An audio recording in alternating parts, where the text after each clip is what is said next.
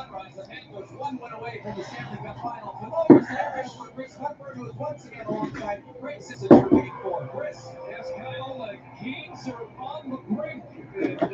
And yet Rod Brind'Amour keeps saying, we're doing a lot of things right, and clearly they are, but they're not. What's going on, everybody? John on here with you. It's time for a Wednesday night, May 24th, 2023. How's everybody doing out there today? Well, as far as all these conference finals across sports, it was just the Boston Celtics that got a win over the Miami Heat the other day to extend the series.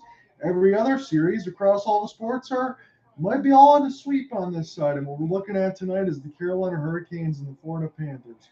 As everybody's making their way to the ice and making it to the starting lineup, starting with Rod Brind'Amour's squad, it's Sebastian Haas, Stefan Nason, Seth Jarvis, Jacob Slavin, and Brent Burns, Jesperi Kotkaniemi, Jack Drury, Teuvo Teravainen, and Brady Shea, and Brett Pesce, Jordan Stahl, Mackenzie McEachern, and Marty Natchez, Paul Stastny, Jordan Monarch, and Jesper Fast, with Ghost, Shane Gostisbehere, Jalen Chatfield, and Freddie Andersen will be in that tonight.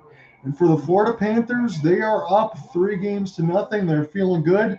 It sounds like this. Alexander Barkov draws back into the lineup after exiting early in the first period with a lower body injury. He'll be joined by Carter Verhaeghe, Anthony Duclair, Gustav Forsling, and Aaron Ekblad to the first-line defense.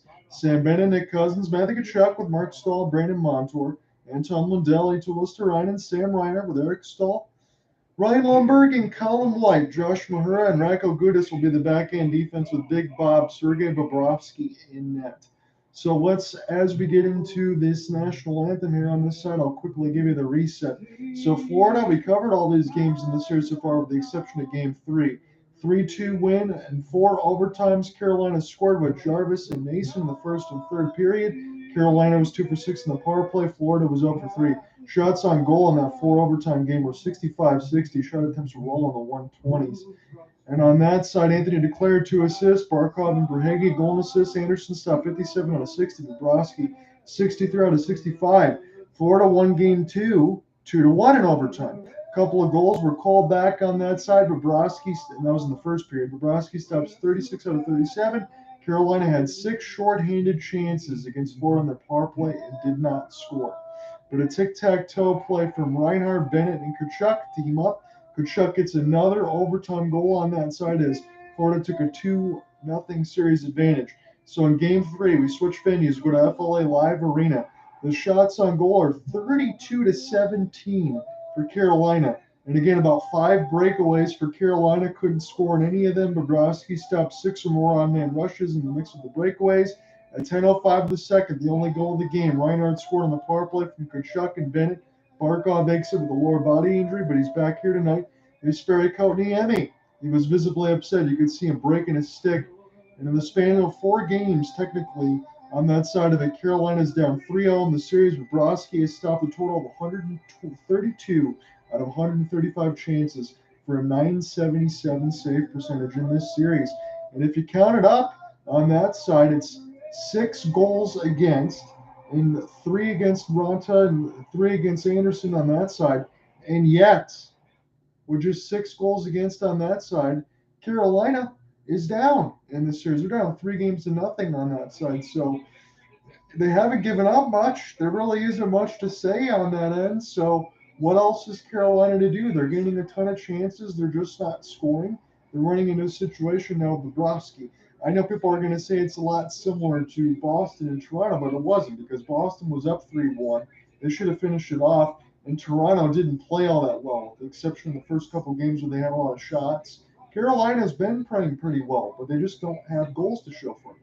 Bobrovsky 4-1, 2.99, and Sirius clinching games with a .910 save percentage. Again, he's at almost a .977. He could grow that to a .980 tonight, and I'm serious on that side as Florida looks for a sweep. The Miami Heat couldn't get a sweep, but you feel like they're going to win that series against the Celtics. You feel like Florida is going to win this series. You feel like Vegas is going to win their series. We're on a collision course in between Florida and Vegas, but we have Game 4s tonight and tomorrow, and I'll be here with you in the span of it just to see. And then as far as we go after that, we'll figure it out when it comes. So the draw is underway, and this is a chance now for Florida to sweep this series and go to the Stanley Cup Finals. They've been once. Vegas has been once. That's for tomorrow's side on that. But both Florida and both Vegas have never won a Stanley Cup.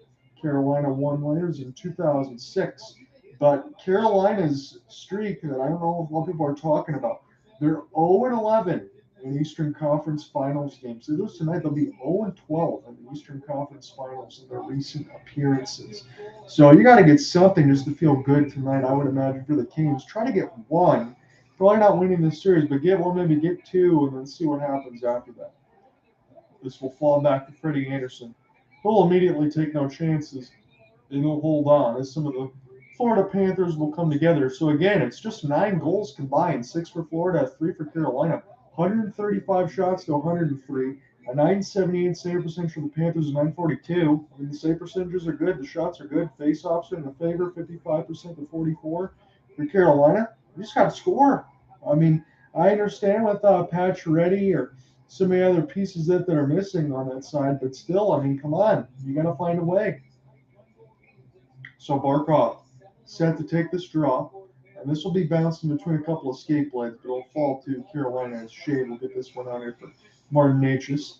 Has it now between the backhand, lost in between a couple of skates, and this will fall back to Gustav Forsling. Forsling has it now. He'll touch this from 50 feet, get this across the Panthers logo. This is a really good flip, a good opportunity across, and where's the puck? Diving down and scores! Carolina, Anthony Duclair. They can't find it. Anthony Duclair for Florida scores. 19-19 in the first. Carolina was all over this puck, and they just couldn't get to it. Freddie Andersen was down. The camera lost it for about 15 seconds, and Florida just immediately with a long flip from the help of Gustav Forsling. It's set up in between nicely for Duclair. It's stuck in between bodies that are diving all over the ice. And number 10, Anthony Duclair, with the help of Carter Verhaeghe to pry it loose. Florida scores the opening goal, 19-19 in the first. And boy, am I having flashbacks to just last night in between Dallas and Vegas. So Carolina immediately behind the 8 ball. And it seems like when you give Bobrovsky 1, that's all they need. So that is a death sentence here for Carolina. As Florida's crowd is already into it. You know they're up 3-0 in the series. They only need one more. And Anthony Duclair might have already put the nail in the coffin, even just not even a minute into the game. So this is near the left side of the face-off dot as Carolina now in complete scramble mode. Now, humongous hit delivered by Bennett on the other side as Jacob Slavin is very slow to get up, and Bennett definitely giving Slavin a piece of his mind. They got him all the way across the Panthers logo, and this is a very auspicious start to begin this game, and maybe even Slavin lost a piece of that skate blade, or he lost his balance. He fell in behind the net. He's looking a little bit stargazed. I'm hoping it's just the piece of the skate, or is he just concussed? He got smoked by Bennett on that side. So already a goal, and Jacob Slavin got absolutely mutilated by Sam Bennett. So Bennett now, and toward the right side, dot, clean hit on that side. Dropped the stick to Slavin. He fell hard, and behind the right side boards, again, Bennett didn't have to leave his feet, but Slavin's going to go right to the dressing room. And immediately Carolina loses one of their best defensemen, and they're already down a goal. So we're going to have to figure out the situation with Bennett on that side to see what it's going to be. So I know we're already getting spammed on this side. Again, I have my apologies on that side, Riley. I appreciate that for you joining me in and trying to get away from all I can't control the spam on the YouTube side. But man, oh man. So Bennett and they have Tkachuk in the box right now, and they have 2 Canes in the box. Let me make sure I pull up this ESPN box score. I know we're getting the CBC Sportsnet coverage, but I'm going to pull up to see whatever the heck they called. So they got Jordan Martin up for cross-check, and Matthew Tkachuk for slashing, and Brent Burns for slashing as well. And the camera never showed that on the CBC side. So way out of the play, there was a couple series of plays. So Carolina, they're already up against it right now. They're giving up a goal. Florida's on the power play. Again, this was at 19-19, and Slavin's already off the ice. So Boy, oh boy, if you're Carolina, I don't know how this could get any worse. Bobrovsky will play this one now here for Barkov, and Florida is going to start on a power play. We're just at 18-15 in the first. John, I'll be with you for Game 4 of the Eastern Conference Finals. We might be calling a couple of sweeps the next couple of days, but I'll be here with you as this is spun back around now. Racco Gudis, he's got it. They'll send this back here for Sam Reinhart as they'll get across the Florida logo. Picked up across the blue line now as Reinhart gets taken down.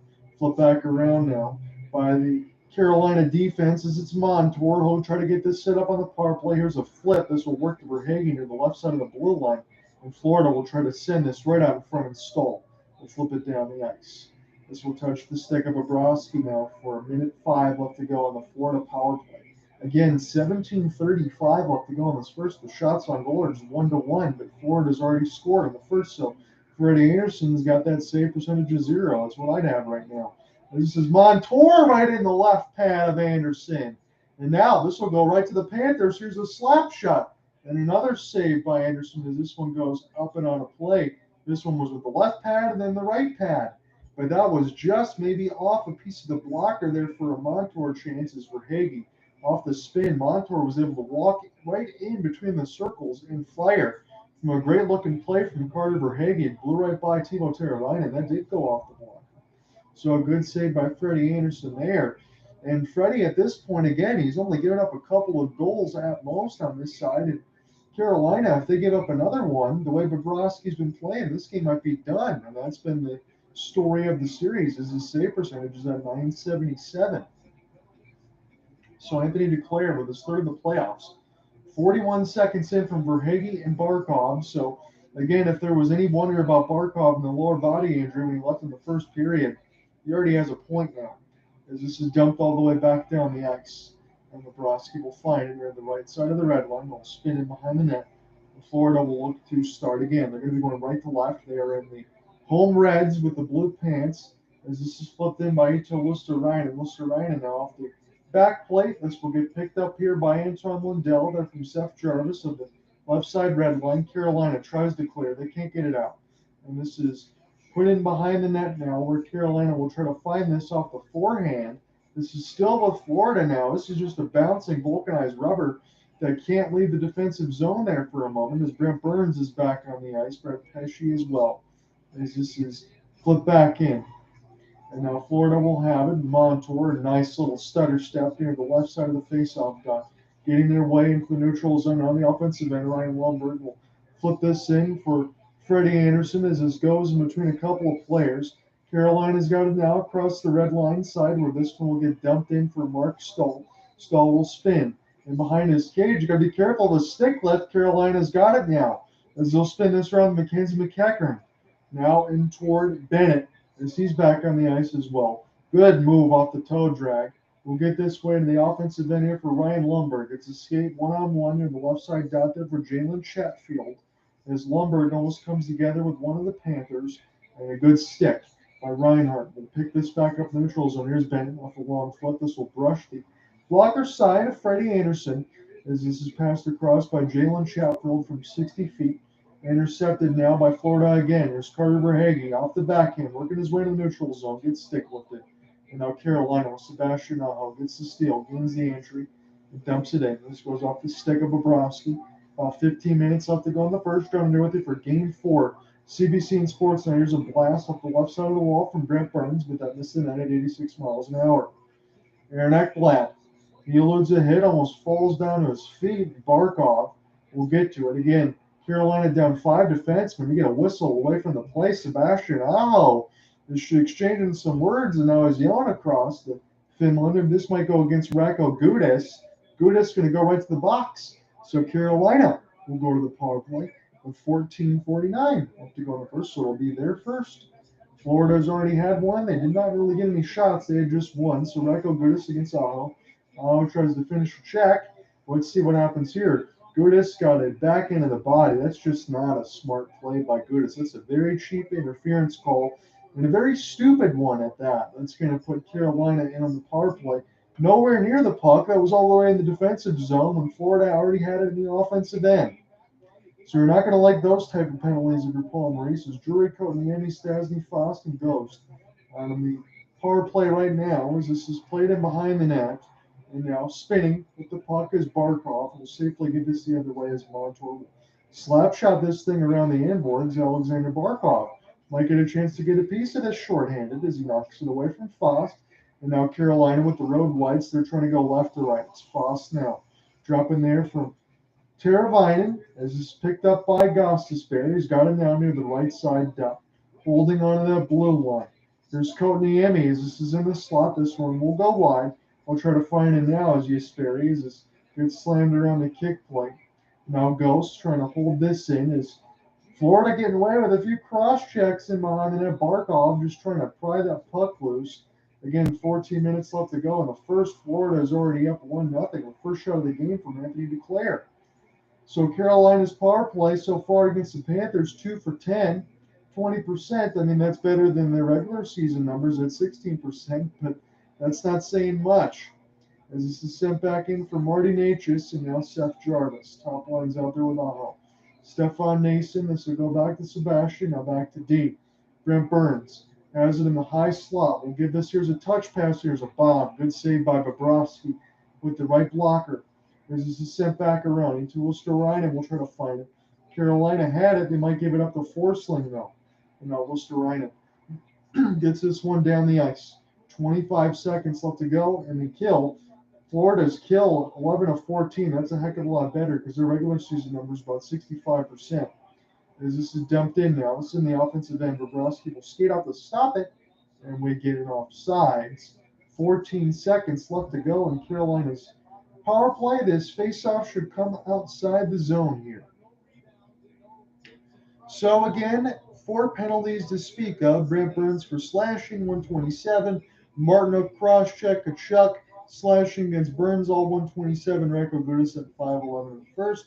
Your lone goal, 41 seconds in, declared from Verhaeghe and Alexander Barkov.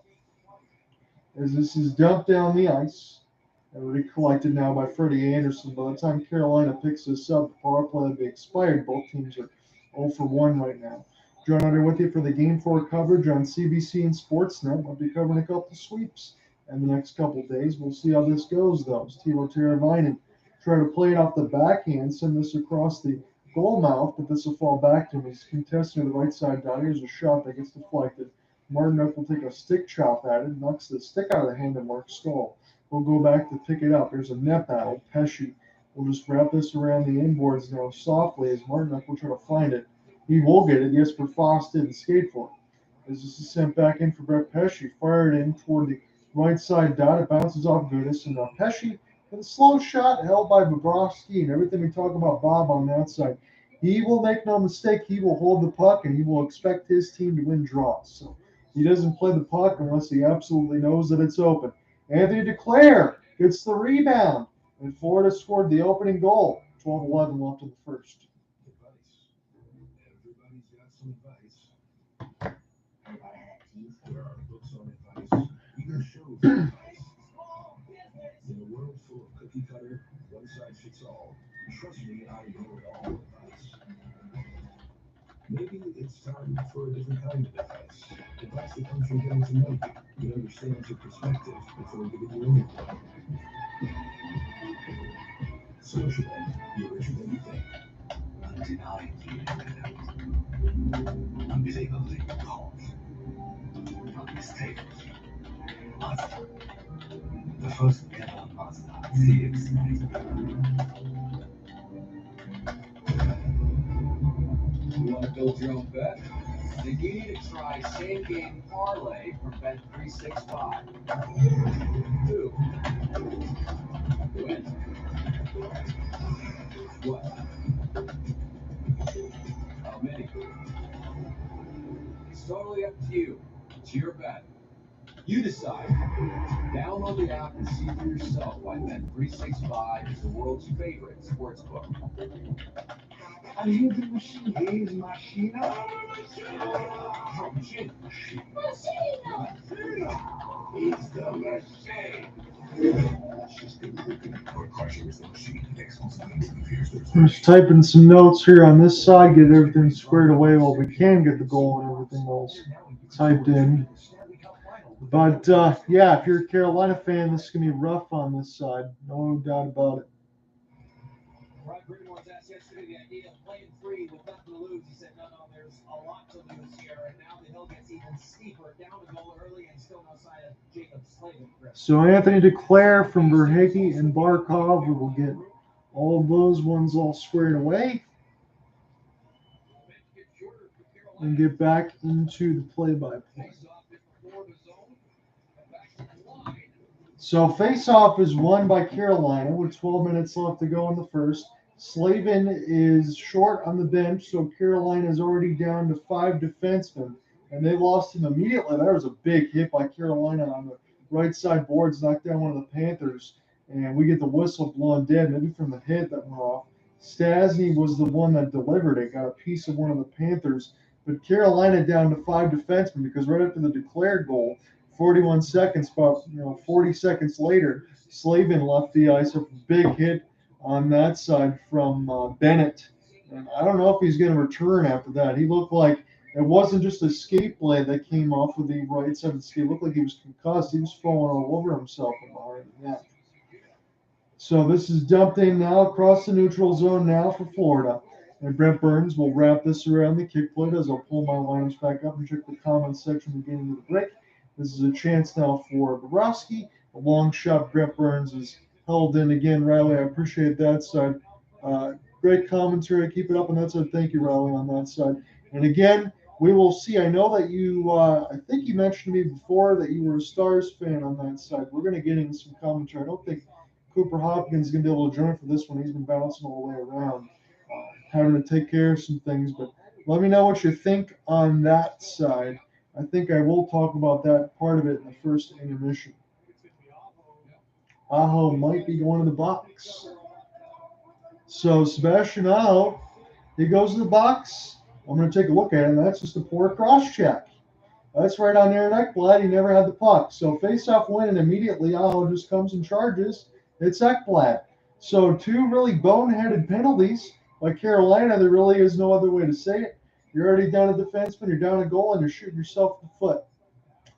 So that is not what you want to do. I understand. This isn't the NBA on that side where nobody's ever come back in a conference finals down 3-0. The LA Kings have done that, especially in 2012 on that side. But you can't keep doing this, especially with the way Florida's been playing. Again, 1 goal, they showed you it was already enough. They get a power play goal here again. This might be Dunzo's. As this is sent back around. And Verhage will try to find it as this is a slap shot down the ice by Jordan Staal. Recollected now by Bobrovsky. He'll catch this one toward the right side dot. Florida's power play has been doing pretty good. 25% in these playoffs. You're going to be about 1 for 4 on that side. You're fitting the bill. As this is sent back around now, Verhage will get this in the high slot. And nobody's home. Montour will have to skate for it, but this will go right back to Bob. We'll catch this about the same spot. Carolina's penalty kill, he's about 90%. They're at 87.5, so they're right about their number. There's Bennett able to skate right in past Brent Burns and company. We'll see who's going to go on that second line side. It could be Shea or Pesce. You have to split them up. But he is able to walk right in and shoot was Bennett. So not only does he deliver the injury, he's almost delivering the pain with another goal right there. As that was a sweet-looking shot, but a great save by Freddie Andersen right in the webbing of the catching glove. 10:37 left to go in the first. 1:07 left to go in Florida's second power play. This is won by Barkov. They're picked up now by the backhand. Barkov will try to find it with the help of Tkachuk, and this will bounce off the Florida body. This will be a shorthanded chance. Jordan Staal trying to find a skate way, but it's 1-on-3. And Staal almost got to the front of the crease, but it bounced off Bobrovsky's skate. Barkov off the drop for Tkachuk. He tried to sauce it right there. Tkachuk's left skate, and this will be sent back around the net now. And this will be picked up now by Reinhart and dumped down the ice for Carolina. So Bobrovsky's got it. We're halfway through regulation in the first period. Joining with you for Game 4 of CBC Sportsnet coverage. Again, I apologize. I can't show you the game on YouTube for copyright restrictions, but I can give you the play-by-play. As this is sent in. for Verhagen. And upside down, walks, drags, shoots, and fires. And Tkachuk will try to get this one out. The clear from Brent Burns is kept in the high slot by Gustav Forsling. This is power to the net. Scores! Florida! Matthew Tkachuk, it's 2-0. Power play goal for the Panthers. And I know it's so early in the contest, but you got to feel it now. Florida feels like they're destined to go to the Stanley Cup Finals. They get a power play from a boneheaded move from Aho off a cross-check, a sauce play. This falls right to Tkachuk. He's in front of the net, makes no mistake about it. And 2-0 Panthers. As his father Keith, I'm sure his brother Brady right there as well from the Ottawa Senators. You see Tkachuk has been playing some big boy hockey, and you know that he's really prepared to do that. He loves the celebration, but let's go home and get out of here quickly. That was off of the couple of OT winners. Here's a rush off a steal. Florida's got it now as they'll wrap this back around the inboard. So 2 shots and 4 goals. But I will be here with you no matter what happens on this side to give you the complete game coverage of here tomorrow as well. Bodies collide. There is another penalty. Is this going to go against Aho again? He just came back on the ice.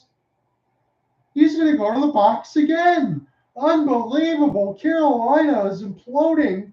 And I think we might go to commercial break. They're showing number 20. Here's Aho. He gets a huge hit on Gudas. So when Gudas got the hit on Aho, he didn't like it. Then Aho came back and finished it off Gudas. He just came to the box, and Florida scored. They might do so again. Come right back. It's the break. Wow. I don't know what to say. Carolina's not ready to go here. They don't want this. I can tell you that. They don't want this game. That's all I can tell you here, honestly. I just try to call it as I see it, but that is embarrassing. And you know what? Carolina, if they fall to 0-12 in the Eastern Conference Finals games, I mean, they have nobody but themselves to blame at this point. It's the first time that Carolina hasn't looked ready to play in this series. You hate to see it look like that, but you know what? It is what it is. If you're going to go ahead and make those mistakes, quite frankly, you deserve to get scored on. The Jeep No Limits event is here, which means more trails to blaze, more challenges to meet, more sights to discover. Get into a Jeep Wrangler, the most capable. So Tkachuk from Ekblad and Forsling. Jeep No Limits is here. Time to test your limits. Right now, finance the Jeep Grand Cherokee for as low as 0% for up to 60 months. And that was at 10:23.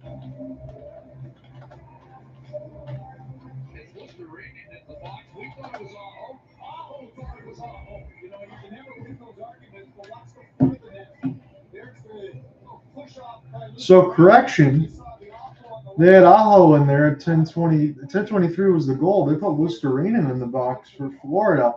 Not really sure why. CBC didn't really show that too well. When we look at the penalty side, they got Luostarinen with interference on Jarvis, and I thought for sure it was on Aho against Gudas. So it is, I guess.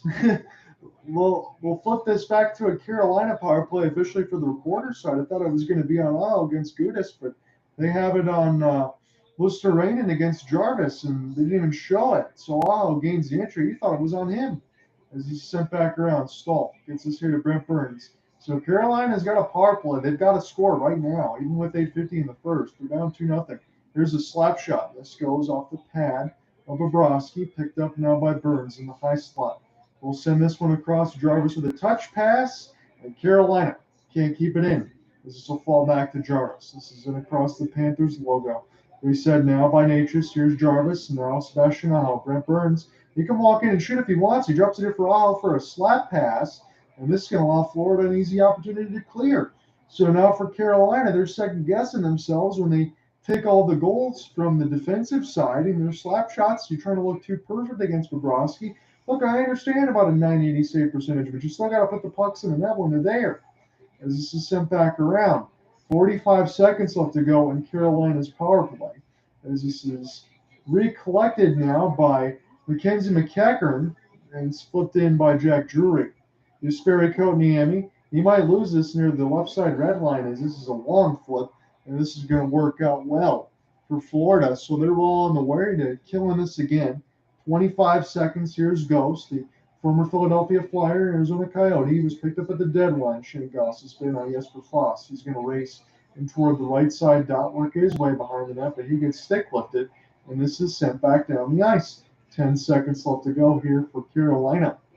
And on the power play, they don't have a shot yet. As Aaron Ekblad will wrap this around, and that's going to kill it. This gets into the neutral zone, so Florida makes that look like clockwork, as it's no shots on their power play. Again, they already had 2 opportunities, probably one that shouldn't even have been, as this is wrapped in by Ghost. And flip back in. This will go off of the escape blade of Montour. And now Carolina, in desperation, trying to make something happen. And at the end of the first, you feel like they've been just trying to score a goal. This is it by Bobrovsky. Scores! It goes in off the post. And now it looks like Stastny. As it rang off the pipe, you could hear it all the way across FLA Live Arena. It rang the pipe, and Stastny found it. Once it rang the pipe, it was in behind Bobrovsky. It didn't go across the score line, so a slap shot hits the left post. Bobrovsky tries to fall on it. He can't do it. And Stastny scores, and Carolina's got life. It's 2-1. Bobrovsky did all he could to try to fall back on it. He wished he probably could have fell right out on his back. He was turned around. He couldn't locate the puck. As his last second spin, it was just flipped in by Stastny. And Carolina's got a goal for the first time in over, let's say, 75 minutes, as this is flipped in here now for Marty Necas. So it's a 2-1 game. Carolina had to get this next goal. They did that at least. So we're back into having a hockey game here. As Barkov will try to find it off the spin. It'll be recollected now by Florida in their own end. For Hagee, he's off to a race, but he skated too far ahead of him, and maybe not. This will pick back up for Verhage off the right side blue line. A good interception. This could be numbers here for Carolina. And Tara Biden gets hip checked. That's Mackenzie McEachern, that got worked on that side. As this is flipped in across the Panthers logo, Verhage will dump it in, and Carolina will do the same. As they'll try to gain the offensive entry. 3 goals by forwards on 94 shots in this Eastern Conference Final. Read into that what you will. There needs to be more. As this is sent in now for Drury. Drury now goes too far for Forsling. Kotkaniemi trying to pry this one loose. 5:50 left to go in the first. As this is sent back in. Carolina's finally got one. It's 2-1 as Lundberg send this back across. It goes off the crossbar. Bobrovsky can't fall on it. It goes back in the net. That's tough for Bobrovsky on that side. But again, that doesn't take away everything that he's done so far in this series. He's one of the main culprits of why Florida's got a 3-0 series lead. As this one will go too far, Montour will win the hybrid ice race with 5:25 left to go in the first as we get a commercial half and half, but we will stay in the live action. John, I'm here with you for Game 4 of the Eastern Conference Finals. Again, I will give you the complete coverage as far as the game story and the play-by-play. And then tomorrow we'll be right back at it for Game 4 between the Golden Knights and the Stars.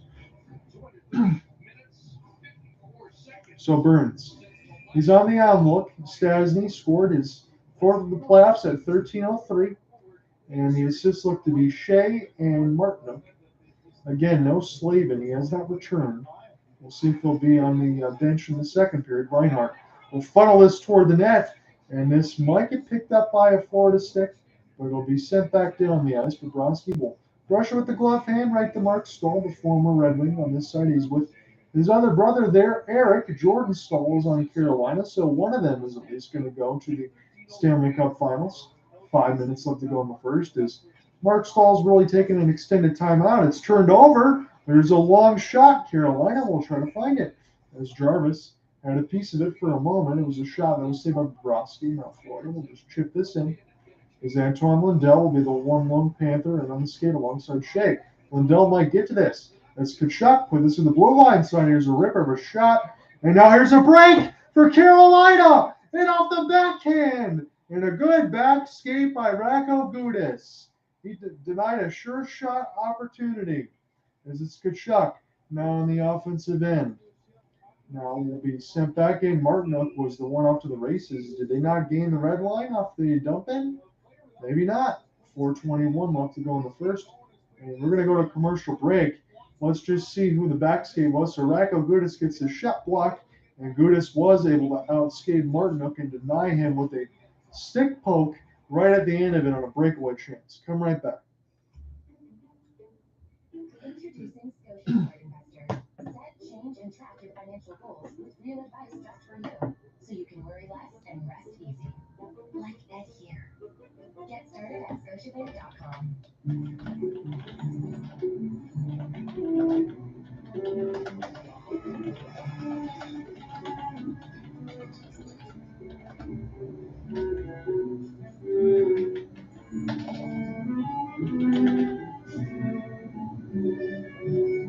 You were meant to have this opportunity.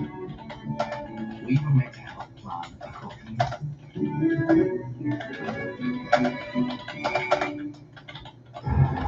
We're seeing EVs more every day. But you know, there's one that can still make people say, you don't see that every day. Because it's the only EV that's an F-150. The all-electric F-150 Lightning. From Disney, Ariel. Sorry about that. You can get ready to make a splash. When I give the signal, drop me. Got it. No, yeah. Disney's The Little Mermaid.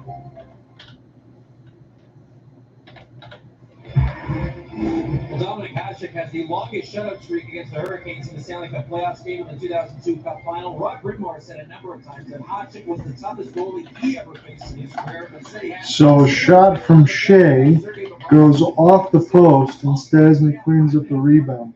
So a little bit like I see behind 72 this. Or the few people making that comparison to Hasek or Bobrovsky, it won't be easy in these playoffs. Jalen Chatfield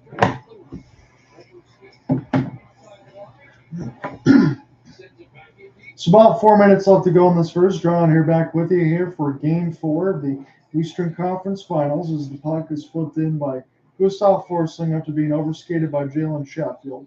Florida is able to keep this one in for Forsling. They'll play it off the backhand. Andersen will cut it off before it hits Anthony Duclair. He's got a goal in this game as it's just stick checked ahead. Good back skate there by Verhaeghe as he will be defensively responsible. Might as well take a change. He's already near the bench. As this is sent in now toward the right side, Dot Montour will try to get this one to Ito Listerine on the left side of the red line and Lindell. We'll get to it. As Sam Reinhart has it under the right side boards. This is chipped, and this is a 2-on-1 for Carolina. Racing it off the back check. Here's a chance. Bobrovsky swallows it up with the wrist shot right in the glove hand. 3:13 left to go. Brett Pesce is going to let that one go as the shot board now reads 9-6. Shots on goal for the Carolina Hurricanes. I appreciate you guys joining me here between the Twitter Spaces and the YouTube side. On that side, again, we know who clearly Riley is rooting for. He's rooting for the Panthers. He's not rooting for the Hurricanes on that side, as we might be getting to see a Panthers and Golden Knights final. It'll be two teams that have never won a Stanley Cup before, so that could be cool to see on that side. It's amazing how much, even though these games have been close, that the differential on the series line says it as much as it does, because Carolina, they haven't really played all that poorly, but you just got to be able to score goals. It's really all it's said and done. There's Josh Mahura. We'll try to find this here for Nick Cousins. He'll double a hit there with Colin White, as this will be flipped down. A good touch here for Carolina as they'll rattle this one in and toward the right side faceoff dot. This is sent back in for Radko Gudas, and a good-looking pass. Florida has had their transition game working well. Here's a drop. Here's a bomb. Big save in toward the left side dot. And this will be fluttered in toward it. It'll be Bennett. We'll just funnel it toward Andersen, and he'll make the save. And what I mean by that is back into it. Jacob Slavin's not going to return tonight. That's the big news on that side. So when they show it, again, off the drop pass, Florida has been in full flight. They've got their chances. They felt right on. They felt confident about what they're doing. It's a big detriment for Carolina to not have Slavin. That's kind of a rattler there on the side of the play-by-play game for Carolina. As this is sent in now for Burns. Eluding a hit on that side is Gostisbehere. So Gostisbehere's out there with Burns right now. He's playing the first line minutes, and we'll see how much they flip. They might have put an extra forward there. They did play Jack Drury back on defense a couple of games ago, so maybe they'll go back to that side. As this is knocked away from Gostisbehere. Burns trying to get this away from his defensive end. This is kept in by Florida. Here's a quick little slapper. And this will go around the inboard. Zekblad let it go at 80 miles an hour. Didn't have a chance to get a full flight. He was just trying to get a quick tip in the air. This is sent back down. Carolina. This bounces off Jarvis. We'll see if it works out for him. Nicely played and off the back. And it was a blind pass, but they knew Carter Verhaeghe was going to be right there. Barkov will drop it and set it back up for the defensive side with Gustav Forsling. Forsling will take his stretch pass and across the Panthers logo as Barkov was there. But this will be Pesci. Try to get this with the goal stick now. As this will be bouncing between Mackenzie McEachern and Amnachis. Brady Shea will turn. He lost it at the red line, though, as this has been heavily contested. Now, Florida and Paul Maurice's squad will take their changes because they've been there. And this is dumped back in. Be an opportunity now for Carolina to try to get started, maybe get within another one in the final minute. 2-1 is the score. They want to try to get as close as they can to tying this, but just having a goal is something that I think Carolina can celebrate with the way that this series has been going. Flip back in now, Lindell. He's stuck in his own end, but he's defensively responsible. Get this one across. Ryan turns it over. Now Carolina will brush it just aside the neutral zone. This is in across the Panthers and Brazen logo. 35 seconds left to go in the first. Backhanded by Jalen Chatfield. This is near the left side of the red line now, as this is picked up now by Jarvis. Jarvis will spin, turn. Florida's got it now, as they'll try to get this one out. Brent Burns holds the line. Jarvis gets this pass across, and now good work by Lindell off the backhand. He's just trying to get this out of the defensive end. And now there's a chance for Reinhart. He's going to find Bennett. Here's a bomb. This goes up the right pad of Freddie Andersen at 80 miles an hour. This is flipped in. This will be Ekblad. He will touch for an icing, a hybrid ice. Carolina is guilty of that. So 5 seconds left to go in this first, just about 5.3. Florida will have an opportunity to win a draw. Maybe get an extra goal here, or at least a chance. As this was Reinhart to Bennett and off the left side boards. And he walked right into a slap shot, took it. So good looking work here for the Florida Panthers on their offense. And again, they feel like they've gotten, even though the chances are 9-9, they've certainly got the tougher of chances against Andersen. The draw is won by Carolina. Burns will send this back, and this will end the first period. It's a 2-1 lead as we get some pushing and shoving. And this is Barkov. He's trying to let something of his feelings known. Jalen Chatfield as well. Brent Burns wants a piece of Tkachuk. What else is new? Everybody wants a piece of Tkachuk. But I think that's going to end the first. I don't see anything after that. So come right back. Second period action in a moment. Florida's up 2-1.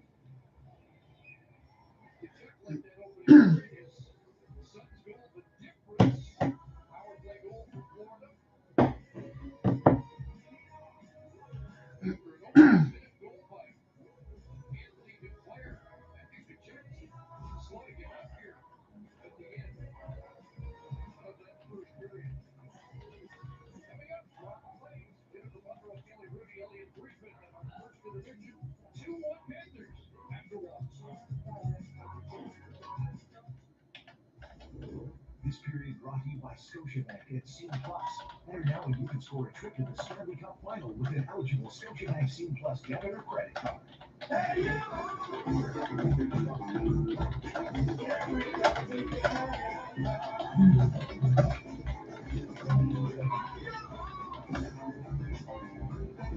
You got us.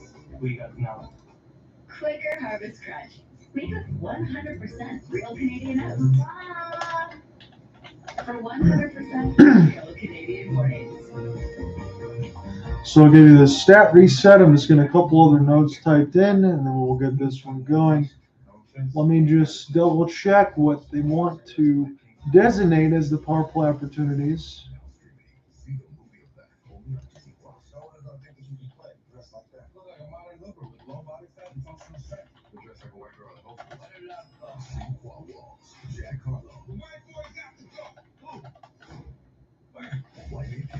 I'm here whenever you guys need me.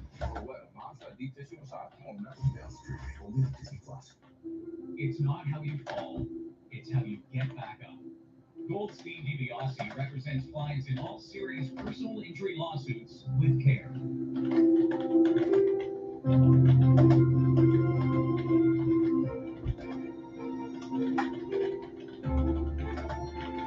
Trusted relationships through the entire legal process. Goldstein DiBiase. All right, ladies and gentlemen. So in the first period, let me put this Twitter space aside. So in the first period, we'll give you a little bit of reset here. Florida scored right away with the first shot of the game, 41 seconds in. It was Anthony Duclair. He found the rebound. His bodies were hitting the ice all over the place. It was all over in front of the crease. Verhaeghe helps find the puck, and Duclair scores not near the right side dot, but near the right side of the crease. Slavin already exited with an injury, so Jacob Slavin is out. He's not going to return. So Carolina down to 5 defensemen. They're already down a goal. Barkov made his return. He's already got a point. At 10:23, Tkachuk scores on the power plays. He gets a sauce pass right in front of the net. And on that side, let's just give you the score reset. It was Duclair from Verhaeghe and Barkov, Tkachuk from Ekblad and Forsling. So they got the pass from Ekblad, finished it right in front of the net. But Carolina, they do find something. Again, they get the third goal from a forward in this series, just the third. A shot from 13:03 marker goes off the post from Shea. Stasny cleans it up, scores off the rebound, and Radko Gudas stopped a break for Jordan Martinook to maybe try to make it 2-2. Tkachuk was slow to get up after a meeting at the end of the first period. We'll see if that comes into play.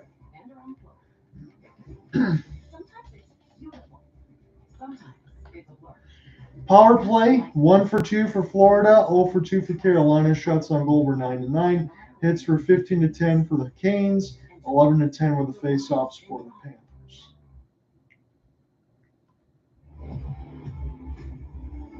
In my hand is everything I will ever need. So I guess what I'm going to do on this side is I'll probably just keep the intermission conversation. I'll just keep it brief on that side. I won't go into detail with all the stuff with the Dallas Stars too much. But if you saw what happened last night with Jamie Benn on the cross check, he got suspended for a couple of games. And I look at it in the sense of like this. That's a captaincy. And we know what's going on with Jamie Benn, right? We know that it's been done before. Again, it happened to my own team on that side with Dylan Larkin a couple of seasons ago when he got cross-checked in the back. Hell, there was not even a penalty call on that as it cut Larkin's season short at the halfway marker. Ben also did this against the Edmonton Oilers on that side. But what I really hated at the end of it, it wasn't even just the cross-check. It's Tkachuk that showed him slow to get up. He got speared by, Brent Burns just speared Tkachuk. Let me type that in real quick, and they'll get in the conversation again. Hold on 1 second. He got speared. Tkachuk did. Situations where the referee wanted to just warn everybody because temperature's rising, like all everything. Yeah. But it doesn't look like anything came out of that. Experience in major. Yes, that's right. That's why I would just go with the expression. Right. All right, poor Jacob's like, oh boy, this is a hit, right? You know, one thing when you're playing against Florida, they have some forward checkers, right? And on this one, it's going to be Bennett, and he's not a big guy. I'm going to mark that in the story just in case. So, Brent Burns just speared Tkachuk below the belt. They showed that on CBC Sportsnet side. But let me get back to the situation with Jamie Benn. So, what I didn't like was after the game, again, regardless, you got kicked out. You got a misconduct. You were already costing your team the game. I'm sure he knows that at that point. You're already down a goal. They score on the major, so you're already down 2, and then you end up getting 3 goals in the blink of an eye after he gets pulled. What I didn't like at the end of it, it wasn't even just the penalty. You go back into it, you're not even available for media availability on that side. There's no accountability to be able to at least try to represent your side, no matter how wrong it'll be. You've seen him, I think on the social media side, whether it was a Hummer or whatever he was driving in his vehicle, he just drove away before the reporters or anything else could get to him. Then today, you get the comments from Ben. He goes, I know things get heated in the moment. He goes, I wish I didn't use my stick as a launching point on the back of his neck when I fell over against Mark Stone. Really? That's your response? I wish I didn't use it as a launching point? No, I didn't mean to cross-check the guy behind the neck or try to provide some serious injury. That was an attempt to injure. I know that you're upset and you're angry about getting schooled by the Golden Knights, but then you can't go back and try to, he didn't laugh it off, but essentially that's an answer that you're throwing out and give. That's completely disrespectful and disingenuous to throw on that side. So here's the thing for me. Jay Ben's been the captaincy for a long time, and there is nothing in stretch of my imagination to believe that it's going to be stripped away. But if I'm Jim Nill and I look at this, that's a reflection on my young players. I know Logan Stankoven's going to be injured. You're talking about the 20-year-old Wyatt Johnson. You're talking about the 23-year-old Jason Robertson. Some of the other guys there. You got Evgeny Dadonov, that had to leave with injuries and things like that. But that's a reflection of the things that you do on some of your other players, especially some of the young ones. And if I'm Jim Nill, maybe I don't consider taking the captaincy, but if it's me, hell yeah, I would take your captaincy right away from you. And again, if you want to talk about it in the sense of C's or A's don't mean anything, it's just a letter on the jersey, well, that's your prerogative. That's not the way that I see things on that side. When you go ahead and you have that, they should be wearing that as a badge of honor. And you're also wearing that knowing that you have to be the last one in the locker room when you're conducting all the stuff in the interviews. You're part of the parallel to keep everything going on the ice, to make sure that if anything happens, you're the one that's the mainstay of answer for it. You have the tenor for your team and everything else all the way across that. When you do things like Jimmy Ben did, that's not good on that side. And if I'm him, you got Miro Heiskanen, you got Rope Hintz, and you got Jason Robertson. You got three other guys that can definitely take that captaincy over Ben on that side. So I think when Ben's done, essentially that'll move it. Probably won't lose it, but that's not a good look. And essentially what that means to me, once that's done, you're losing game 4. That series is over.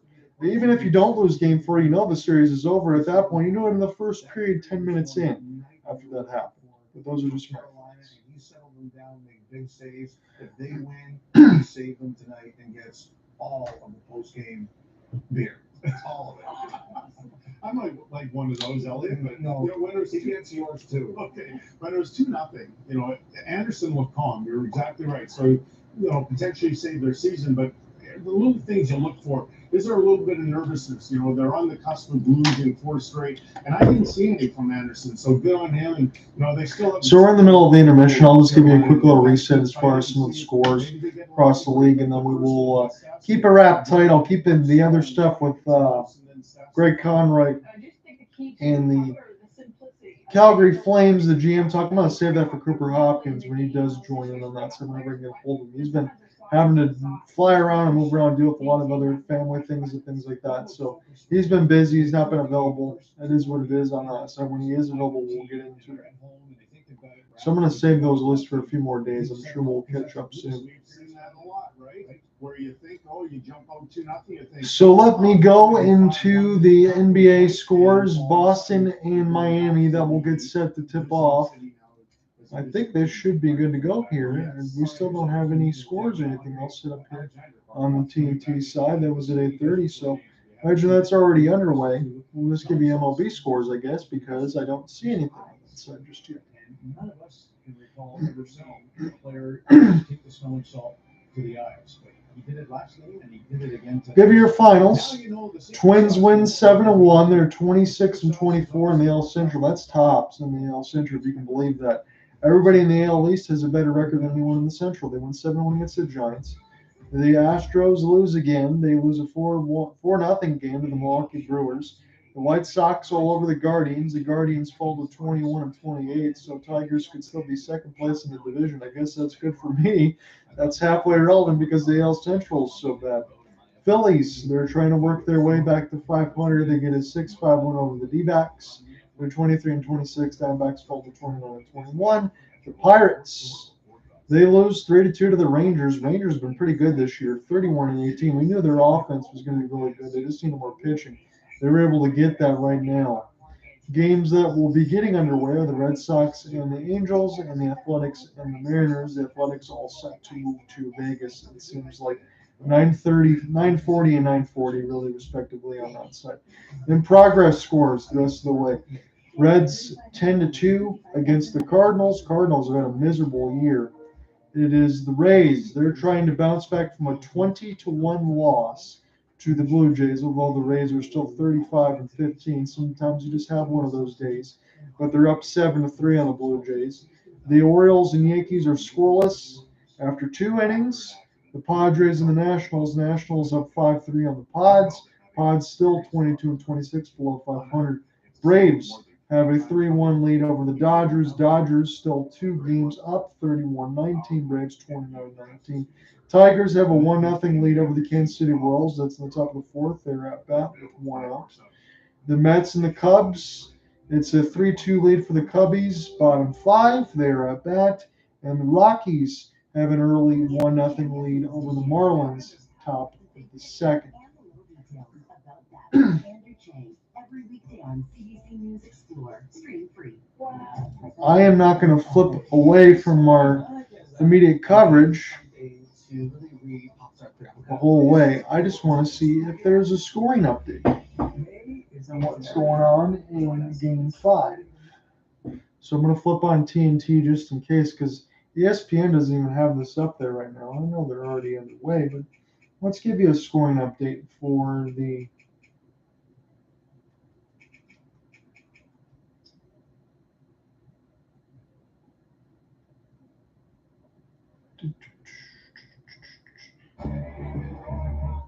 They're replaying The Last Dance at ESPN. And hold on a minute. Did I get my days wrong is the question. NBA, the 25th. Okay, Thursday. So there is no basketball tonight. My apologies. I thought it was tonight on that side. It was yesterday they played. So it would have been Denver and the Lakers, but that was a sweep on that side. So again, hockey is really the only thing on. That's why they're playing The Last Dance. I was wondering what they were doing on ESPN, but the Celtics in Miami, they'll be back at TD Garden tomorrow at 8:30 on TNT. They're going to have 4 eyes, and I still missed that one. That's totally on me. The in-game tracker presented by Bet365, pointing to tomorrow night in Dallas. It's Game 4. The Vegas Golden Knights trying to close out hockey. So your vote. 6 votes in. I said if the Panthers record the sweep tonight, 5 out of 6 say yes. On this side is we're in the middle of the second intermission. I think just the big thing is starting with tomorrow. Like I said, advantage we have is we're at home again. I mean, we made pretty much the big mistakes last game that we know we can fix, and at least we have that going in tomorrow. So the Golden Knights, I know this is a Canadian sports side, but plus 105 for the Golden Knights against the Stars. I think I'd take that. You know, when the season's on the line, and obviously this is the situation that we're wanting to be in, but it's the reality now, and teams that came back from down 0-3 before, so you know, it's not what else. In-game trackers presented by Bet365. Check out the Bet365 app for your latest odds. Anthony Duclair opens the scoring for the Florida Panthers' third of the postseason. Sergei Bobrovsky will get you to Chris, Craig, and Kyle on hockey. So Bobrovsky's getting some water and some nutrients. Got a banana in there. I think they said for Bobrovsky on that side, he loses about 15 to 20 pounds every game that he plays goalie on that side. They showed some of those pictures there, Bob. A little concerned in this fact that he actually looked like a skeleton, but he's still getting everything else done. But again, dealing with those goalie pads, you used to be able to eat and hydrate yourself and keep everything else all squared away. You know, it's funny when they do these Stanley Cup playoffs commercials and they show some of the people kissing the cup, and then you see everything on the other side. They show Kale McCarr at the end of it, and Colorado's one of the first teams to go out alongside Boston. Never would have expected that. Chevrolet Silverado factory lifted trucks. Where will they take you?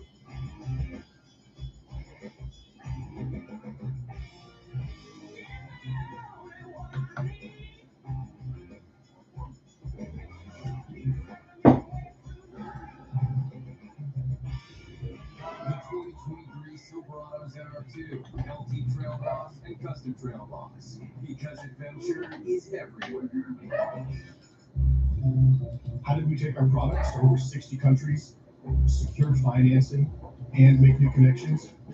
Simple. We saw the future, and Export Development Canada helped us map the way. Discover the export impact today. Why are there buildings out there? Because You can't build a better spot than this. Some memories can't be made indoors. Life happens out there. Nature Valley.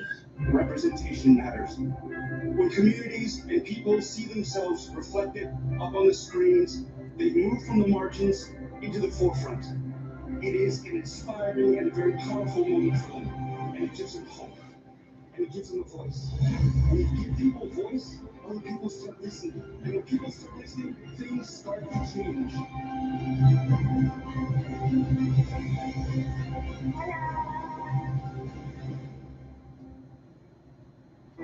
It's sort of a universal law that the first time you borrow the car for school, there's really only one place to go for lunch. The first drive-thru featuring McDouble and Junior Chicken. My brother and I, we work hard. But when we hit the road in my F-150, we work smart, which means more time to play. Find the F-150 for your playground. Start your journey with this great offer at your local Ford store or Ford.ca. Audible lets you live the game you love. I know at the end of the day, as far as my gaming coverage, I haven't done so in a while. I'm not one of those ones to always interact with all that stuff anymore because I've been kept so busy with all the sports side of it. But PlayStation did have a showcase, and I do want to be able to watch some of that before I go to sleep tonight just to see what I should be looking forward to as far as the rest of it. I know people play on PC side, but it's also important because there is a leverage in between PlayStation and the PC side of it to where a lot of those same games come out on PC anyway. So it's always good for business on everybody's side.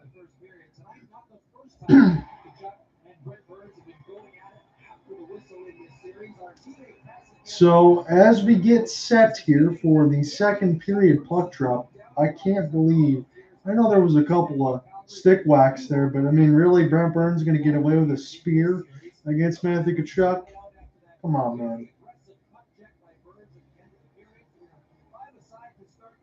So they're 5 aside, and Burns won't even get to the box. That's pretty fortunate. That's pretty stupid play on that side. So Nason has returned to the bench. He missed 13-15 of game time. So they got Nason back, but not Jacob Slavin.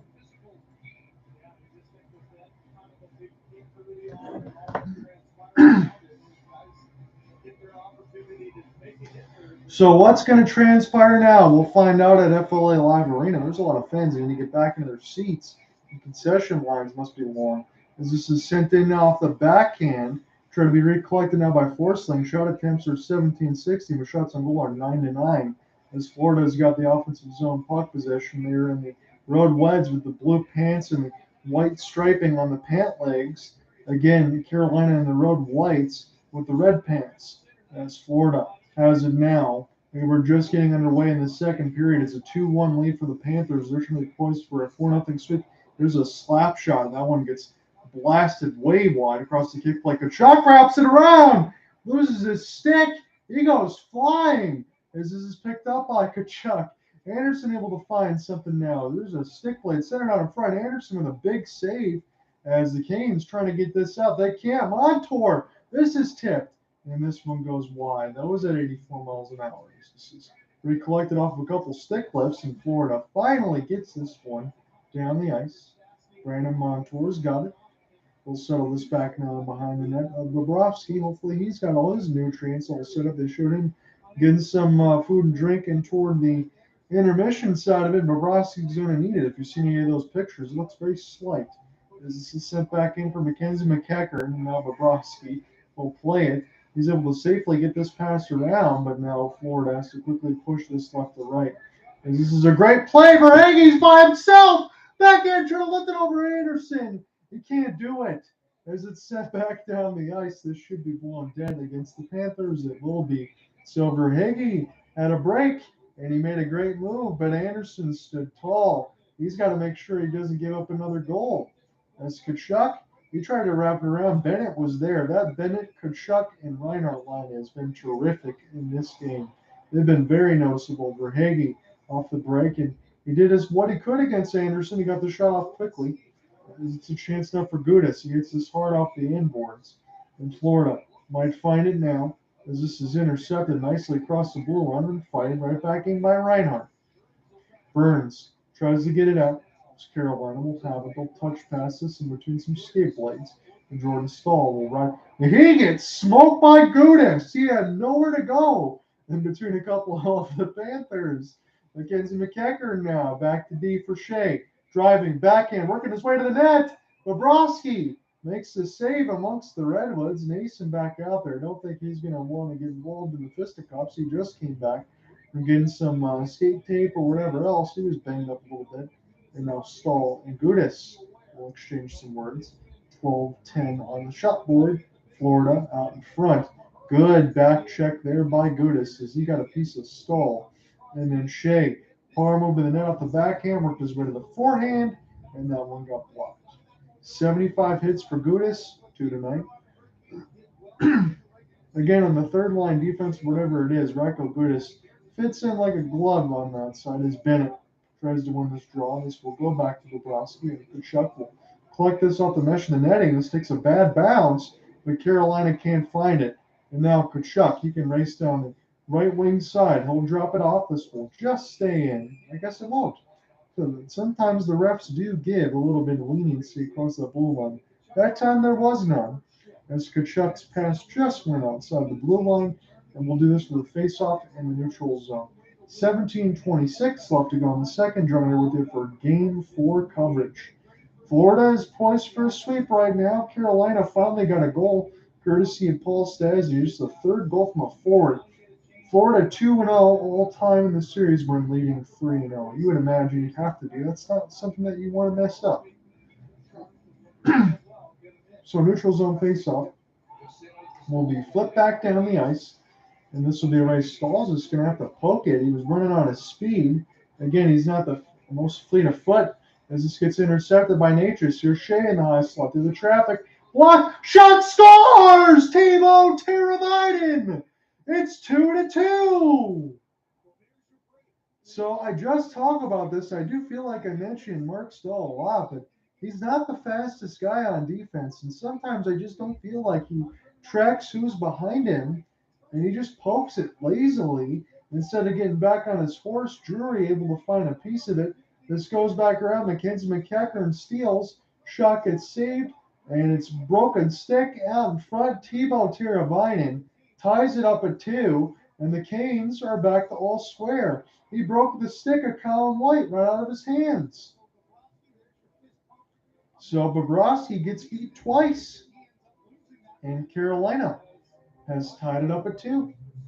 So neutral zone face-off. Timo Teravainen's got a goal, and it's another goal for a forward here. 17:09 left to go in the second. As this is picked up off the backhand. Florida has conceded 2. We are back to level.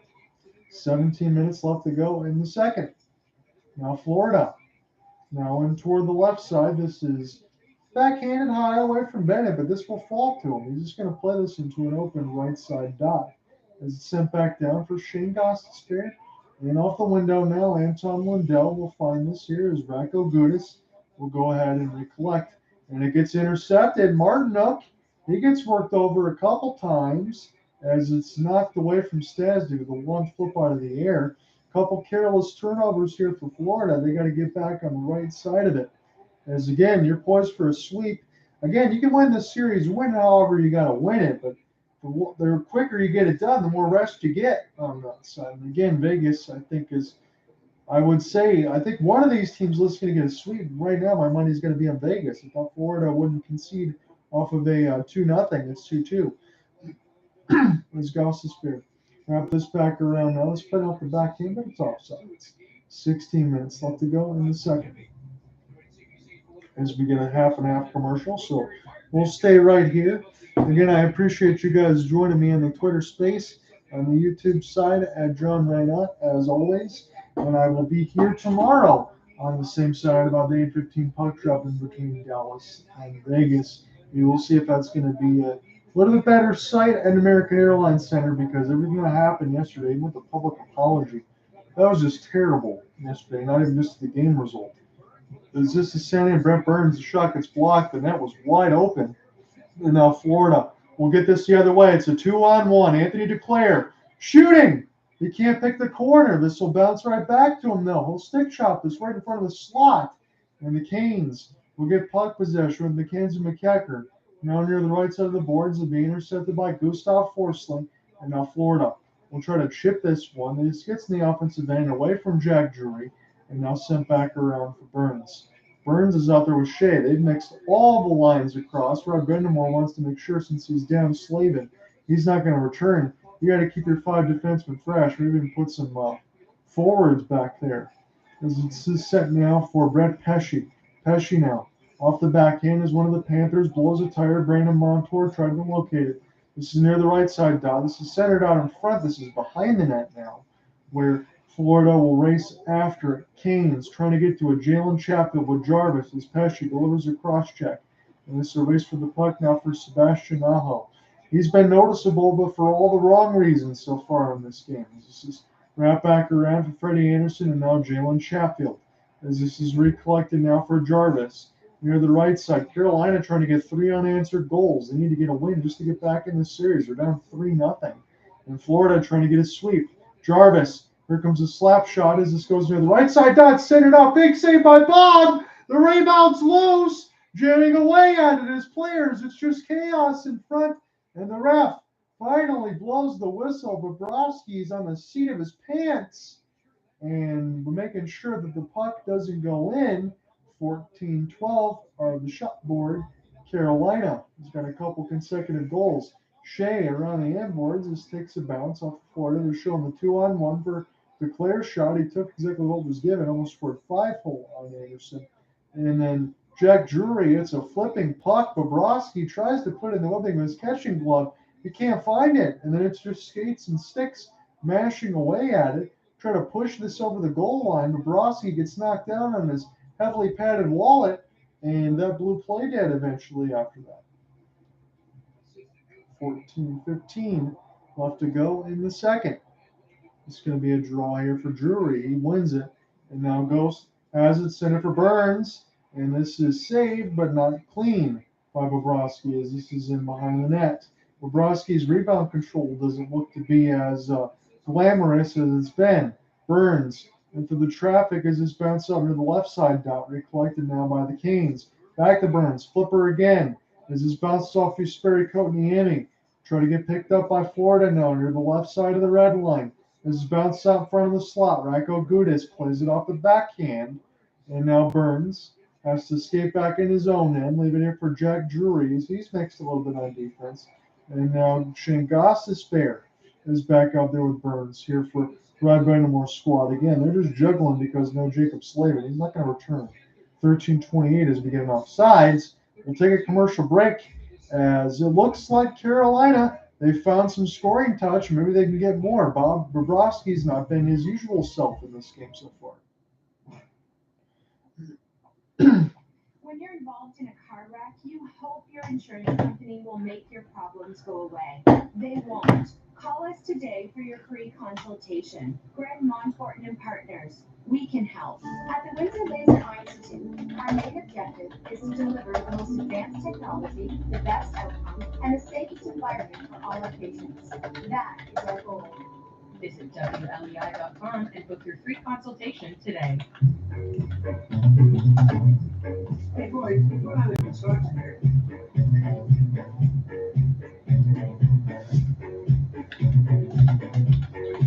On the way.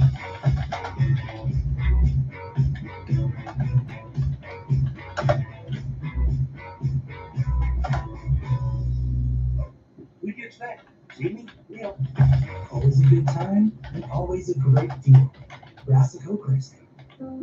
It's not how you fall, it's how you get back up. Steve DiBiase represents clients in all serious personal injury lawsuits with care.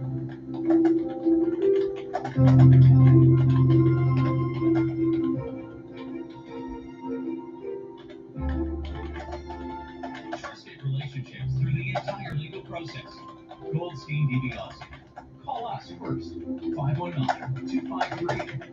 42-42. Well, Frederick Andersen's become a story here in game number 4. When healthy in the playoffs, he has been very good. Yeah, the key is health, right? He's missed so many opportunities come playoff time. Last year for the Hurricanes, unable to play. And look at the save percentage numbers, though. And this is game number 9 for him in the playoffs. He's about 1 goal against or less in 5 of them. They got 2 on tonight, but he shut the door to ensure that his team. Shea and Kotkaniemi from Teravainen at 251 is the latest one. I'm just going to go ahead and get this put in. And we'll get settled back in here play-by-play. So 13-10 officially left to go in the second period. It's a 2-2 tie in between Carolina and Florida. As this is cleared in off the slap shot now, and Carolina will get to it again. They're going to be going right to left in the second period. They're in the road whites with the red pants. Here's a slap shot from Jesper Fast, and this will bounce all the way near the left side dot as it was saved by Bobrovsky. Now Florida will get this one as it'll fall back to Radko Gudas. It's 1-on-2. He's just going to use the embankment off the wall to kind of send this back around the other way and matriculated. Jalen Chatfield loses it neutral zone. And now recollected by Marty Natris. It's a cutting Mackenzie McEachern, but it'll fall back to Natris, so we'll put it back to D. This would be a chance now for Burns. Friendly fire as it knocked down Natris. Natris is offside. He can't get up. He took a stick right to the puck right to the face from Brent Burns. My goodness. So Burns got a piece of Natris to get his own teammate right in the mouth. So I think there's no padding. I thought I hit him in the face, but this might actually hit him in the padding side of it. So Burns hits Natris, and Natris gingerly needs help to get to the bench. So here's a chance. This goes off the right leg of Natris. He was down, slow to get up, and he needed to be skated off in his own power because he can't put any weight on his right leg. That is an absolute disaster. I know Brent Burns didn't mean to do it, but to lose Marty Natris, that is awful on that side for Carolina. And Rod Brind'Amour, absolutely, he's beside himself. He can't believe it, as if anything more can go wrong. And this is sent back now for Aaron Ekblad. Here's a break opportunity. Declare will have to spin. He ran on a jet fuel. And now Carter Verhaeghe will get this here for Sebastiano. Gain the entry off the backhand, work his way to the right side wall. 12 minutes left to go in the second. We'll have to check the availability of Natris. Again, they already don't have Slavin, so Carolina is going to be really shorthanded, even if this game goes into OT. You wouldn't want that. Zaho will spin near the right side dot. Here's a drop as Brent Burns tried to toe drag in between the legs. Of all people, that was a defenseman, and sent this back down for left to right. Gustav Forsling. Here's another almost break opportunity and a shot off the drive for Barkov. As that one is brushed with the left pad of Freddie Andersen, who's been the better of the goalies so far. He's had some good saves. And again, I wouldn't say that too much against Bobrovsky, but this game he's not been as sharp. 16-14 on the shots on goal. Carolina's ahead of that. His puck goes up out of play with 11-19 left to go in the second. I don't think we're going to get anything else except maybe a neutral zone draw. And an outstretched pass, they're showing Barkov trying to hold off of Brett Pesce on that side and Shea. And Barkov was able to get a piece of it, able to get inside-out positioning. He had a left-handed pad save, Freddie Andersen off a wrist shot. With 11-19 left to go in the second. Joining me with you for Game 4 coverage of the CBC Sportsnet feed. Thank you guys for following along with me as always. And when this game is done, I will be back tomorrow for Game 4 coverage in between the Dallas Stars and the Vegas Golden Knights. So Sam Reinhart set to take the draw against Jordan Stahl. Face-off percentage favors the Panthers right now, 53-47. This is sent back now off of a slap shot. Montour will put this back on the kick play. Chance now for Reinhart to take a look at it as Lusterinen lost it off the stick battle. And now Carolina will rush. This could be a chance right out in front. And the shot goes wide for Bobrovsky behind the cage. Here's a slap shot from the point. A good block by Lusterinen as he's very slow to get to the bench. He got hit in the leg as well. But at least that was a different team letting go of the slap shot. As this is Florida now. Sam Reinhart near the right side dot. The shot gets blocked. And it goes off Shea, up and on a play. As Lusterainen's very slow to get to his bench. Again, he's just shaking it out as he's paying the price. He was biting on that jersey a little bit because he's feeling that pain from that shot block. When you get hit with the vulcanized rubber at 90 miles an hour in the leg where there's no padding, you're going to feel all of that. Stahl with a backhanded chance. McEachern, man, he lifted it, but he lifted it wide and above the net. 10:44 to go in the second. Jesperi Kotkaniemi will take the draw as this is won by Florida. Racco Brind'Amour sending him on the net to try to look for Reinhart. Lundberg out there as well. Colin White has it. The fourth line side. It's a shot in toward the right side red line as it's off the spin. And now Josh Mahura, third line defense. So fourth line with third line defense for Paul Maurice's squad. As this is flipped in off the glass nicely.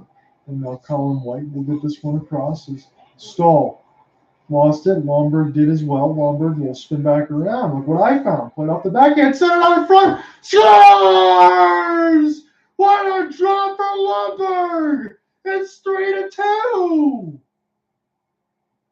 That's a sweet goal for the Florida Panthers right there. And Ryan Lundberg points to the sky. And the Panthers take the lead almost with halfway left to go in regulation in this game. What a hard-working goal. Lundberg gets around the check. It gets stick right to him. Passed on in front from White. Give and go on that side for Lundberg, the recipient of the pass. Gorgeous goal there for the Panthers. What wonderful work.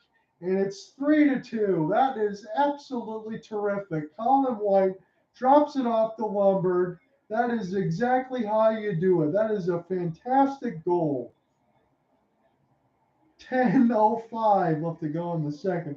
Sometimes there's just not much more you can say. Ryan Lundberg with his first of the playoffs at 9:49 from White and Eric Stahl. So the fourth line got it done there, and they look just as good as the first line. Aaron Ekblad wrapped this around the end boards now as Florida takes a 3-2 lead. Sent back around the net now. Tkachuk, he's got it. Chuck E. Cheese already has a couple of overtime game winners as this is sent back down. Bobrovsky will take a look, and they will blow it dead against the hybrid icing. It looked like Carolina might have actually got there first, but it's blown dead. So Lundberg, they're showing this off the chip and chase. He got right to the net from White and Lundberg and Stahl. That's a perfect goal. Just a great drive to the net. You try to make some play near the right side boards and trip it loose. That's just a hard-working effort. That's what Florida's been all about in this playoffs. Shot boards now even at 16 apiece, but it's Florida that's just taking the advantage of 3-2. So Stastny will take the draw. Lusterainen now, he tried to tough it on the bench. He's gone to the dressing room as well. This is just a war of attrition right now between these shot blocks, and some of these have been friendly fire. As the clearing attempt bounces into the bench, and we will take a commercial break. 9:31 left to go in the second. Florida is back out on top.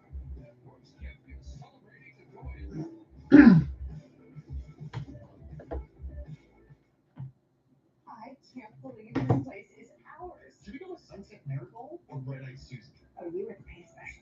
I'm better at sorting out our mortgage, which was super easy with RBC. Super easy. They paired us with our own mortgage specialist to give us helpful advice and our best rate. That's a good idea. Hey, does RBC need a pay specialist? Maybe. I can work with me. Get up to $3,500 and 55,000 Avion points with an RBC mortgage. We are always in motion. Getting this, fixing that, arriving to destinations in life and around the world. Sometimes it's beautiful. Sometimes it's a blur. Because life never stops, you need someone you can trust to go right along with you, no matter where the future leads. Enterprise, for lives and drive. I'm Captain Crawford, and this is a story about me and my mom and Alzheimer's. This is probably going to be a sad story, but there's jokes to be had. You kind of need to have them. How about like a circle, an orange circle? We don't have a sense of humor for when life is great. We have it when life is terrible. As my mom would say, let's not be kidding. Available now on CBC Listen or wherever you get your podcasts. Top Performer is brought to you by the next generation GMC Canyon AT4X, the official vehicle of Nowhere. Ryan Lomberg was literally jumping before this game tonight, bouncing up and down the bench, waving to the few people who were in the building and stopped for a photo with some fans, so you knew he was going to have enough jumps to get to the net in time. What a time to score his first goal of his playoffs to restore the Florida Panthers. And apparently on a team characters, he is one of the funniest guys. Good news for Carolina. Marty Natchez is returned. He's going to the water room. So here's an update. Marty Natchez has returned, but Lusterainen's still in the dressing room. So Marty Natchez was the one that got hit by Brent Burns, a friendly fire in a shot block side of it. But he's back, probably getting taped up and needs a freeze spray. I'm sure that hurts. There's not a lot of padding stuff when you take a shot in the legs. As Natchez back out there now, Mackenzie McEachern will try to locate it as it's cycled. And now here's a chance up top. As Stahl is stuck in a high slot. There's a saving glove and a catching glove. Bobrovsky's got it. And now Bobrovsky's essentially given a third goal to work with after he's given up two. You would think Bob is going to lock in now with the way that he's been playing. And that could be really bad for Carolina on that side. But who knows? If they can keep firing these pucks at the net, Bobrovsky is more than due for having an average human-like game as we had a stoppage with 9:02 left to go in the second. Face off in the defensive zone. Panthers trying to get a couple sticks down here. I would give you numbers, but the camera was cut in way too tight. It was Bennett who won it, and now Tkachuk will find it. He'll flip this one down and across the neutral zone as it's recollected by Shane Gostisbehere on the right side of the red line. Sent back here for Josh Mahura from Rajko Gudas. It's nicely won, but is this going to be a penalty? No. Here's a chance. Good save. And another save by Andersen as he's bowled over and on a Snow Angel. And now Bennett getting into it with Mason. Again, Mason had left this game with a little bit of an injury as well, but he's returned. 8:39 left to go in the second as they show Jarvis and Tkachuk. And Bennett able to get the ball over on that side. He was just a bull in a china shop. Took down one of the Carolina Hurricanes. It wasn't anything dirty. He just knocked them right over. And they're showing Pesce on that side just to make sure that the puck stays in front of Freddie Andersen. Again, Florida, they're poised for a sweep. They're up 3-0 in the series. Again, there is no basketball right now. That's going to be tomorrow in between the Miami Heat and the Boston Celtics. That's going to go back to TD Garden for Game 5. So this is the only major event outside some of the IHF stuff in the world. So if you can ever follow any of that stuff, because it's not on local coverage on this side or even NHL Network. I always covered the World Juniors, but I don't have access to the world stuff. So as we get another commercial half and half, excuse me, a little bit of the hiccups. This will be picked up now for Jordan Martinook off the outside as we get set to do this draw in the neutral zone. 8:33 left to go. And this is dumped in by Carolina. Again, they do a lot of that. Again, we talk about from game one to game two, it's the work behind the net. But thankfully, I think this game has opened up a little bit. Carolina's kind of gotten away from some of that chip and chase, and they fired more shots at the net. As this shot is saved, Jesper Fast got denied by Bobrovsky. Because I understand the chip and chase can work when the other team makes mistakes, but otherwise, you're just giving the puck to the other team. There's Mackenzie McEachern now. We'll try to find him with Jordan Martinook. And now this is just brushed in there. Anton Lundell will try to find him. They'll send this one down the ice. But this should be blown dead against Carolina. I guess not. But this will go back to Freddie Andersen. He plays it. And this will be an opportunity now to work him behind the net off of a steal. This is a full clear. It's going to work out for Florida. As this is sent back around the net. Now on toward the blue line side, Jalen Chatfield closes it off. And now Martinook can't get there. They blow the play dead. I think Gustav Forsling got there first, but it wasn't even an icing. Then they blew the dead for something else. Jesper Fast let it fly. It was saved by Bobrovsky with the left pad and the rebound. Instead of being brushed to the side in this game, we can show you this. It has been put into the middle of the slot. So it could be a tendency and a reason why Bobrovsky is giving up more goals. as Brind'Amour looks none too pleased, looks a little confused, I should say, on that side as far as why the puck is being dropped at the center dot. But it's Jack Drury against Colin White, so the pair of fourth liners, and Colin White will win this one for Florida, as it's left to right for the Panthers, again with the red shirts at home and the blue pants. Carolina and the road whites with the red pants and white stripe. They'll be going right to left. As this is picked up now from Mackenzie McEachern. Now, in between Jesperi Kotkaniemi, he'll shovel it right to Burns. And the high slide, here's a tip. Good save by Bobrovsky. And now this needs to be gloved down out of the air. Stolen, Kotkaniemi. He fires it, and this goes in behind the net. And a huge hit. Kotkaniemi gets sandwiched, and the net comes off. And is this going to go against Cousins? But Kotkaniemi got his lunch fed right to him, as a couple chances get saved by Bob, but the rebound has been open. This gets tipped. It goes off the left pad again, centered right in front. Kotkaniemi, he looks like he's out of gas. And ooh, Stahl looked like he pushed Kotkaniemi right into the post. And thank goodness these posts give away with these pegs, because otherwise you would be spitting shit. Looks like a podcast. My goodness. 7 minutes left to go in the second, as there's a meeting of the minds here in between the Canes. And Florida wants to have some words with Lundberg on that side. So, again, I'm sure he's feeling himself after scoring a goal. And Lundberg, he's giving a slash. He says, hey, let's go. What are we doing talking? Let's play. He gave a cross check and a slash to like 4 different Carolina Hurricanes. What the heck is going on? And now Lundberg's doing the same thing with a smile on his face. He's certainly enjoyed himself after scoring a goal. Here's Burns. We'll see if there's any sort of prosperity as far as what comes around goes around. I wonder on that side. I've never seen a meeting like that and just delivering slashes and cross checks, as McEachern can't find it. And now the Panthers get dispossessed of the puck. McEachern's got it near the right side wall.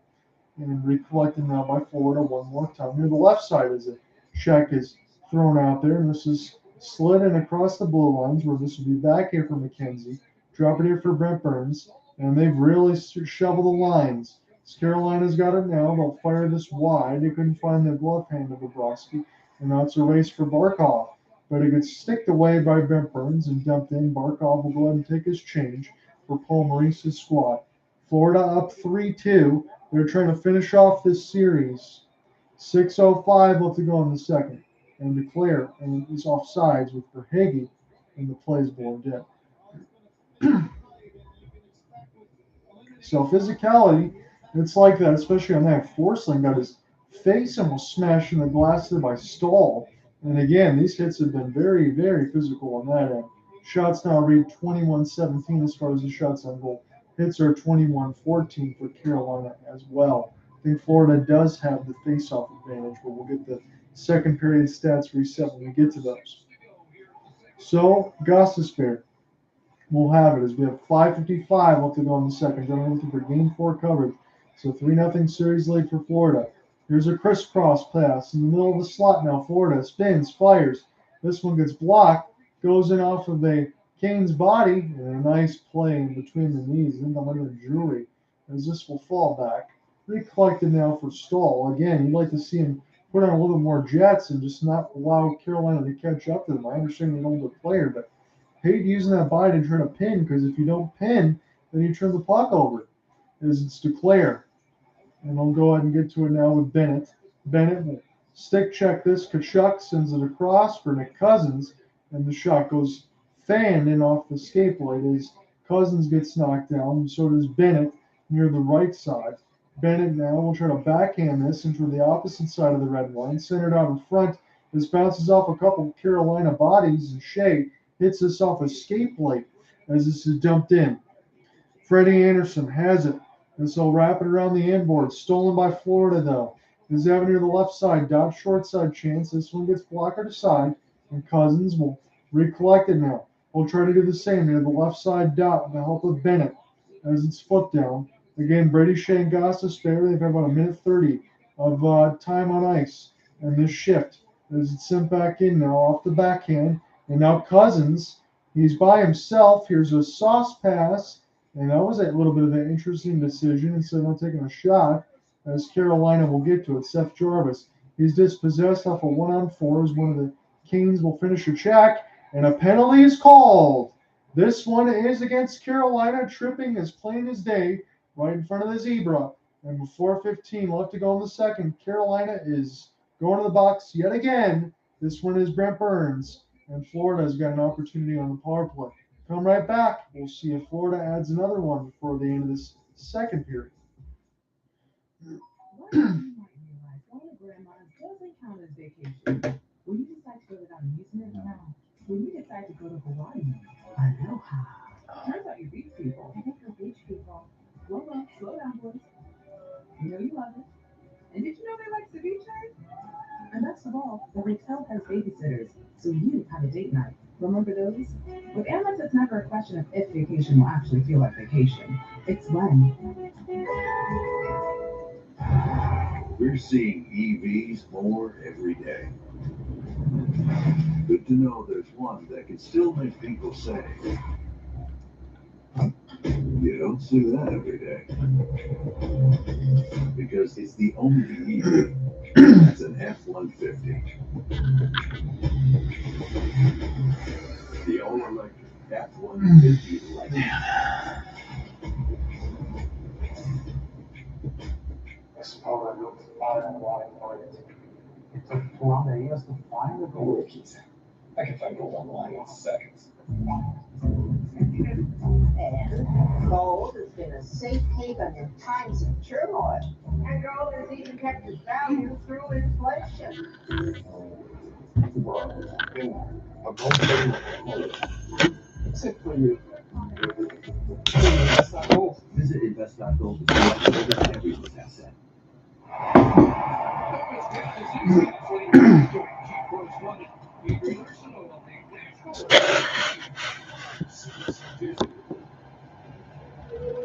Trying to get a little bit of light away, but I don't think I can do so.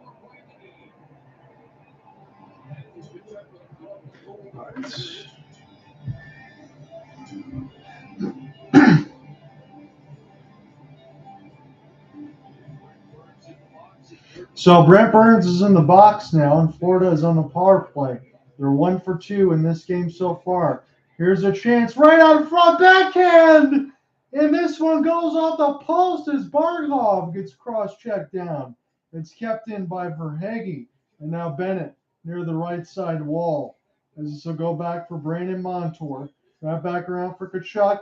Center down in front and shot high. But this goes in near the right side boards. Bennett walking in. He'll fire.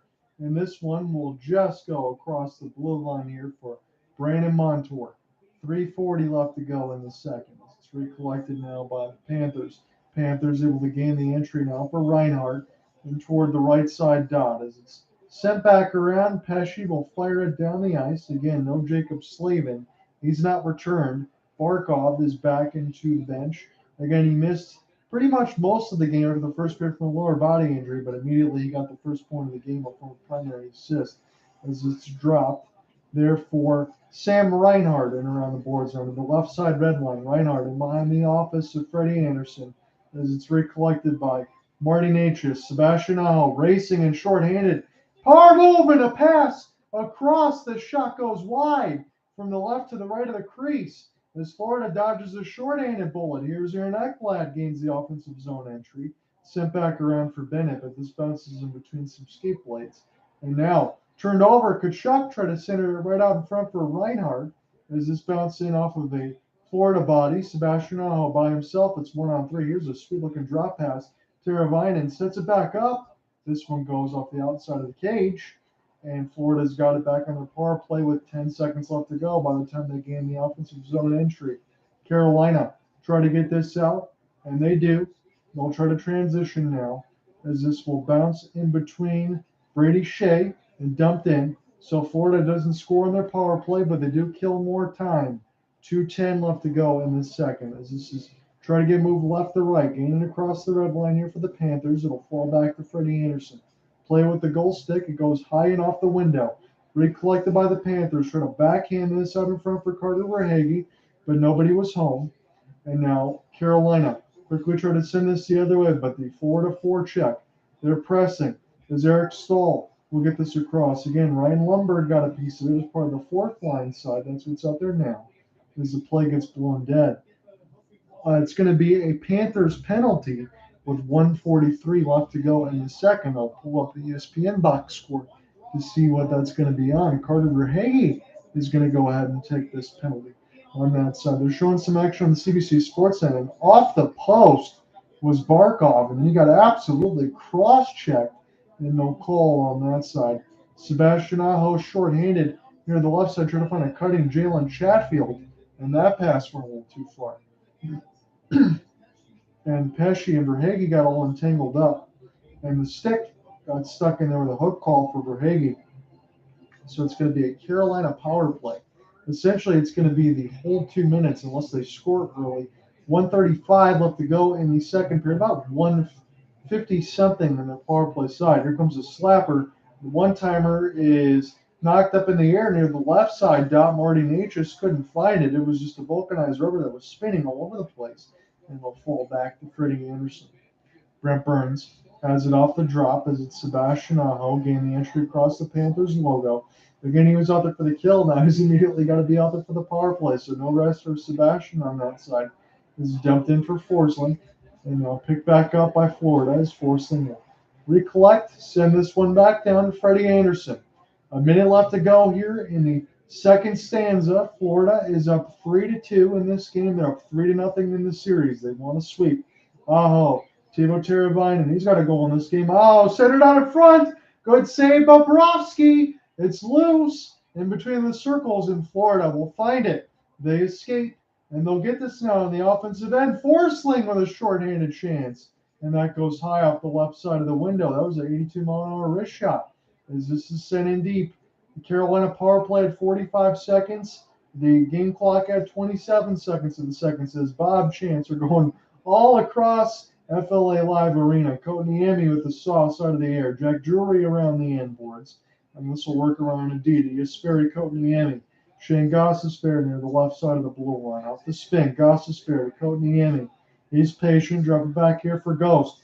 Fire into the traffic. It goes high. And near the left side dot. Sent back around. And this is blocked off the left pad of Bobrovsky. And it ends the period. So 3-2, Florida. They've just taken the lead. They are 20 minutes away from going to the Stanley Cup Finals. When we come back, we'll call third period action in a moment.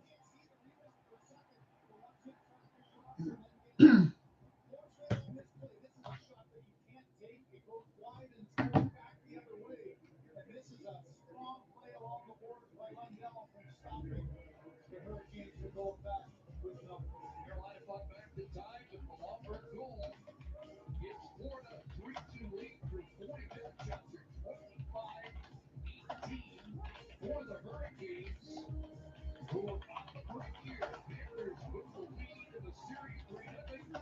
3-2. It's game 4. Get closer to hockey with the NHL app. Closer to the names you know. And even closer to all the games, all the time. Get closer to everything you love with the NHL app. Introducing Tim's Barbecue Crispy Chicken Loaded Bowls and Wraps. So let me just make sure that I get this all set up there. So the goals in the second period, it was Teuvo Teravainen. This goes off a couple of stick breaks. Brady Shea will find it near the left side dot. It's broken again. It's centered out from a flipping puck right in front of the slot out with some Colin White stick breaks. Teravainen finds it, scores, ties it up at 2 with 2:51 in the second. And then Ryan Lundberg gets the fourth line of Paul Maurice's squad alongside Eric Stahl and Colin White. Eric Stahl gets the steal near the right side boards. Colin White from left to right across the crease to Ryan Lundberg off the cross pass. He scores at 9:49. I'm just going to go ahead and type that one in real quick. We can help. Get up to $4,000 with the new flexible TV package. TV. Let me help you move forward.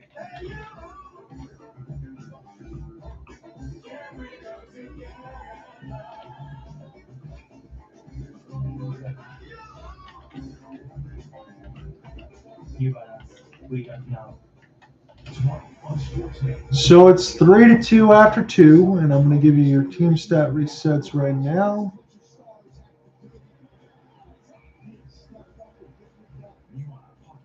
Previews game 4 of the Western Conference Final with the Stars on the brink of elimination. It's Vegas looks to play their place in the Cup Final. It all happens tomorrow, and it's all on Sportsnet. So Florida is 1 for 3 on their power play. Carolina will be 0 for 4 if they don't score with this carryover time.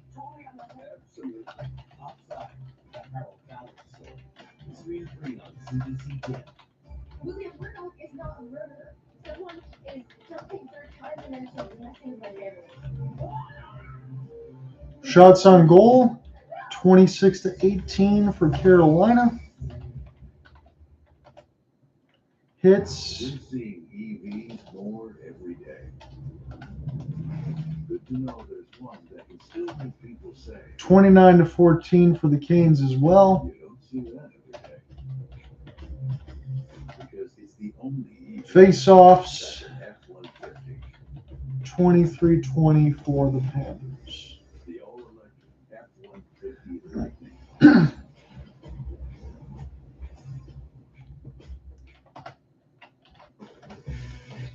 Ryan Lomberg's first of the playoffs, so they have 15 different goal scorers. Florida, Carolina's got 15 different goal scorers. Dallas has got 16. Vegas has got 16. And Seattle leads the league with 18 different marksmen during their 2 rounds of the Stanley Cup playoffs. And Kelly, you're on the Ryan Lomberg. Okay, so wish me luck. I haven't done this in a while. Kelly's excited. Yeah, this is what I used to do years ago. So let's take a look at that goal by Lomberg. Right now, Carolina's in good position. They have 4 guys back, right? Here's KK right here. Let me just point him out better. And he's going to make 2 mistakes. So first off, he's going to go for a big hit inside the blue line. He doesn't need to do that whatsoever. But he's going to get a break because the puck is going And I'll just throw this in there too as far as the reset. I wanted to make sure that I put this in the notes. At the end of the second, so of note, who didn't return, Jacob Slavin doesn't return. It looks like no Luosterainen as well, knowing to Luosterainen for Florida. He was hurt in the second period. Who did return, Barkov in this game. He left another time as well, but he came back. Marty Natchez did come back, and Stefan Nason did come back for Carolina. So this is a war of attrition right now, and through this game, Carolina's fighting for their playoff lives, and we'll see if they can extend the series. I appreciate you guys following along or checking in and out between the Twitter space and the YouTube side at John Reinhart. As always, if you want to interact in the Twitter space, it's on the same thing at John Reinhart. You can interact and leave comments as well, or even join in. Cooper Hopkins might join me for the closing part of this game. You say he might be available for that side, but I know he's in between. I think he just came back to Seattle today. He's been dealing with some family issues and things like that. So he's been bouncing in all over the place. So I wish him well. I know we haven't talked in a while. And as far as, here's my only concern. Again, I'm going to be covering everything on the Stanley Cup Finals that I can. I will cover every game. The only day I won't be available is June 10th because I have to go to my fiance's sister's wedding. That's on June 10th. So here's the problem.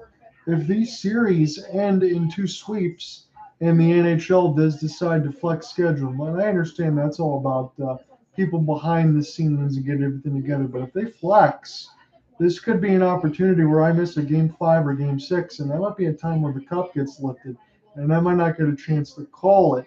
So what I'm going to have to do then is I won't have the YouTube side, but I think for prosperity purposes, for Hopeless Sports Guy and the podcast part, I'll just call it on a delay and upload it on that side because I have to have a call. Maybe I'll work something out with Cooper if we don't get a chance to see it all. That'll call it with me. I would hate to miss the Stanley Cup final. I hope that's not the case. I'm hoping that the 10th will be an off day, but it could very well be a Game 5, a Game 6, a Game 7, and that could be a situation where things can get tight.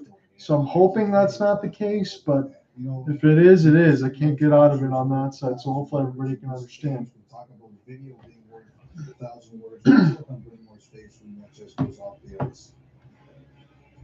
Nothing says more to me about the way this game in this series has gone for Carolina than that 3 or 4 seconds right on Brind'Amour. They've lost Slavin. They've lost Nason, although he came back. They lost Nate Chess. He came back.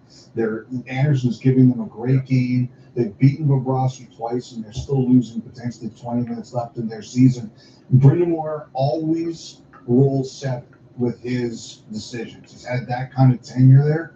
Tonight, he's got to be saying, this is out of my hands. He's got to be frustrated at the power play too, Elliot. They are 2 for 20 now in the Stanley Cup playoffs, and they're goalless in their last 5 games. So 2 periods in 4 games. So that's a concern. Now to the Florida side, the Bennett line. Okay, so in the pregame, we talked about Barkov and his importance as the number 1 center, but how about Sam Bennett as the number 2 center and the growth we've seen in his game? Here's that big hit on Slavin in the first period, and Sam Bennett is not a big guy. He's about 5'11", but he hits hard. Here's that beautiful rush on the power play. Great save by Andersen. There's another hit attempt on Pesci, and just gets better from Bennett. He gets some scoring opportunities. There's one, and then he gets another opportunity, stays on the puck. That's the key to that one. Doesn't give up. So let me go back. I'll give you the MLB score reset here because it's really all we got on this side. No basketball today. The Celtics and the Heat will play tomorrow at TD Garden. So I'll give you that reset real quick. Again, the finals, 5-3 Nationals over the Pods. Rays won 7-3 over the Blue Jays. The Reds 10-3 over the Cardinals. The Twins won 7-1 against the Giants. Brewers shut out the Astros 4-0. White Sox closed out the Guardians 6-0. Phillies win 6-5 against the Diamondbacks. The Rangers take a 3-2 victory over the Pirates. The Athletics and the Mariners are underway. That one's at T-Mobile Park. That's tied at 0-0. Same thing in between the Red Sox and the Angels. That is still scoreless. 3-1 are the Marlins and the Rockies. It's top 5. Marlins got the lead. Cubs have a 4-2 lead over the Mets. Tigers have a 4-1 lead over the Royals, so they can take 2 out of 3 in this series if they need to on that. So they could be 22-25, and the Guardians would be 21-28. So they'll be in second place. And they can also gain a game, or at least stay in pace with the Minnesota Twins. So they'll only be 3.5 out. The Braves and the Dodgers, that's tied at 3. That's in bottom 9. And the Yankees have a 5-1 lead over the Orioles at the end of 5.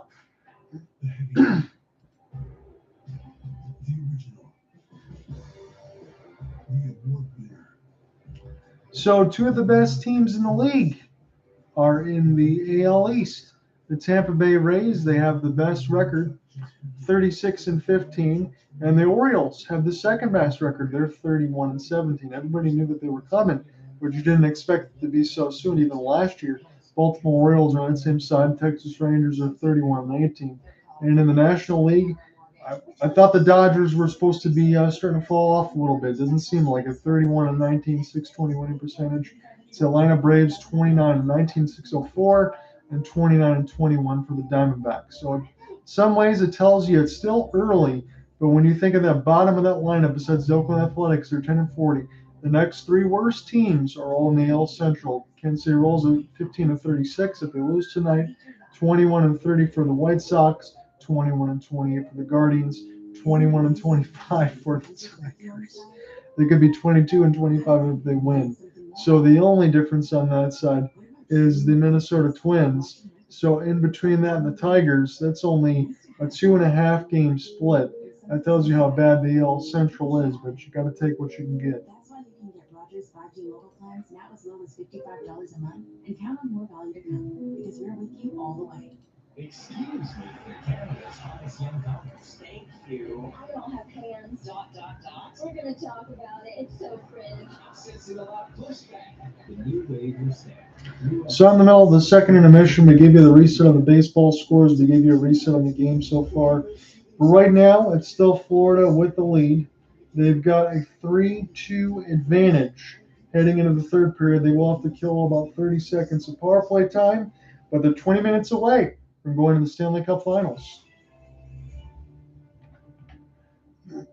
We'll be back momentarily, but first a look at what we're working on tonight on the national.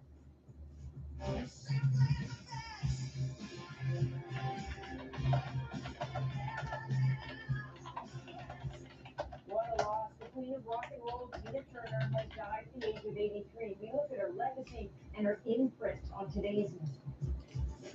I like to win. If I win, we have to lose well. And in an intimate and in-depth conversation, Michael Big Fox speaks to the national with passion and honesty about his long journey. So Florida last made the Cup final in 1996. That's tonight on the National, on CBC News Network, on CBC Gem, on YouTube, and following hockey on CBC. When they lost to the Colorado Avalanche. I remember that well because I'm 36 years old on that side. But we will see. I think this Florida team, for as good as Vegas is, and again, anytime I make those comments, I know people that will be saying that I'm underselling the Golden Knights, but I do think the way that Florida's played throughout this, when they get the Cup final, I don't think it's going to be a situation where it's Vegas-Dallas against Florida. I think Florida is going to give them a fight. I could definitely see them lifting the Cup. You saw even before the game, bouncing around on the bench or waving to some of the people that were in the crowd. Like, as someone who's relied on for energy, how do you prepare for a game? Just try to stay loose, have fun. You know, at the end of the day, we're doing what we love and we're having a lot of fun, especially this time of year. So just trying to stay loose, you know, get the legs going and kind of get everyone involved. All right, thank you for the time. Thank you. Appreciate it. Right. I remember Paul Maurice saying how Sean Hill, when he got him in 2002 in Carolina, he would break the tension. And obviously, Lombard does that. There are your finalists for the GM of the Year. Don Sweeney of Boston runs away with the President Trophy. Jim Nill, of course, did a great job in Dallas. And Bill Zito, Lombard, among the many talents he's unlocked in this run. We'll take a short break and come back with third period action. Sunrise.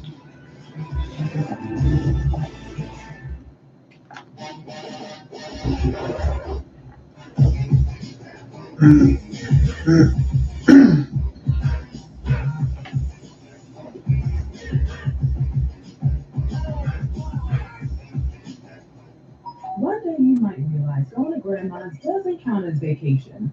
When you decide to go to that amusement, no. When you decide to go to Hawaii, aloha.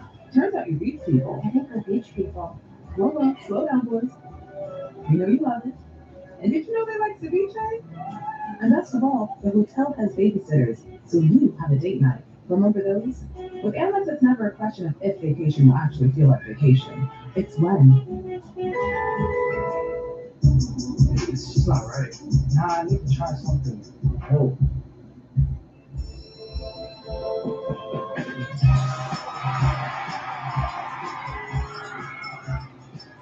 Toledo, try another ring. They say the game starts when the puck is dropped, right?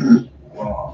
NHL Pre-Play, presented by Bet99.ca, is the game before the game. It's the free-to-play daily NHL pick'em game. So how's it work? Every day before the puck is dropped, answer up to 10 questions and earn points towards daily, weekly, monthly, and yearly prizes.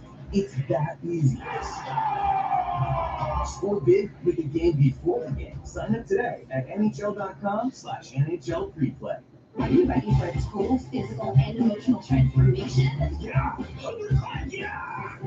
It's pretty life-changing. A big deal for real. Genius. Together forever. Easy. We're arrested for the biscuit, everybody. Is there anything else? Oh, I want to see this. Get closer to hockey with the NHL app. Closer to the names you know and need to know. Closer to all the games all the time. Download the NHL app today.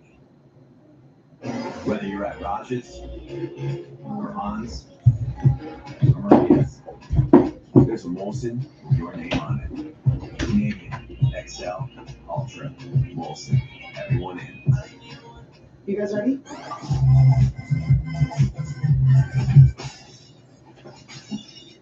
I'll pay for it. Split expenses with the RBC mobile app. Get the new iPad when you switch to RBC.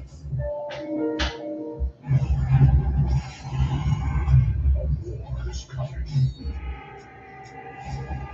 You've never faced anything like this. It's the 15th round. We got about 10 seconds left on the clock. And you got the lock. Where we go?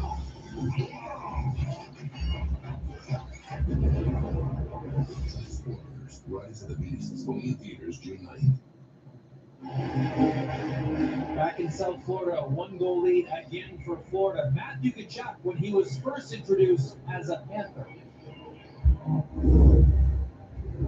They're great goals. We have all the tools here. We have all the players. Got a great coach. I'm here to be the last team standing. That's it. So he had belief from the start something like this was possible, despite the constant underdog narrative. Well, they are reaching alpha cat status here now. Tkachuk has been at the forefront of the transformation, and potentially 20 minutes away now from a ticket to the Cup Finals. 20 minutes away, perhaps, from being the last team standing in the Eastern Conference. Apparently, they may have to do it without Nicholas Marina, who has not returned for the third period. What's really noticeable about this Panthers team is just their up and down in these types of games. And getting outshot again, they're 10-1 in the playoffs and 3-0 in this series when getting outshot. And just such a comfort level of the tight games. Right now, this is the biggest period of their season here. All right, so 5 seconds left to go in Carolina's power play, and that is going to go aside here. So Florida is 20 minutes away from getting ever closer to the Holy Grail and being 4 wins away from lifting the Stanley Cup. They got to get there first. They're up 3-0 in the Eastern Conference Final against the Carolina Hurricanes. So let's close this out in style, shall we? This is played in off the backhand now, and Brent Burns will get a chance to collect now. Carolina needs a goal. They're in the left to right in this third period with the white jerseys and the red pants and the white striping on the socks. Florida in the red and blue at home at FLA Live Arena. This is the host site of Game 4 of the Eastern Conference Finals. John, I'm your play-by-play man here as we will get set to finish this off and then be back tomorrow in between the Dallas Stars and the Vegas Golden Knights. As this is played in off the backhand now, shoveled in deep, and now Brady Shea will find it for the Canes. 18:50 left to go in the third as it's Brett Pesce. Pesce will fire this one into the right side of the red line now for Radko Gudas as this is spun near the right side of the boards. Kept in by Carolina. They'll fire, but this takes a friendly bounce, and this could be something for Verhaeghe. But here's a long outstretched pass from Freddie Andersen to be recollected in the neutral zone. At least I thought it would, but the puck probably went on a play. 18:32 left to go in the third, and we get a stoppage here. So it's all the intrigue in the world now because the Stanley Cup Finals berth is on the line. Again, Florida is in no sort of danger at all. They even have the lead with 3-2 in this game, but they have a 3-0 series advantage. Again, the Miami Heat couldn't sweep the Boston Celtics. You would imagine that Carolina would give their best effort as well, but Florida will have to do it even down a body. As no Eetu Luostarinen, he's not going to return, it doesn't seem like. It's in the high slot. Here's a chance that gets blocked off and picked up. Martinook, it bounced off his body. Now Jalen Chatfield, as this was a good hit, the dislodged the puck there by Ryan Lundberg.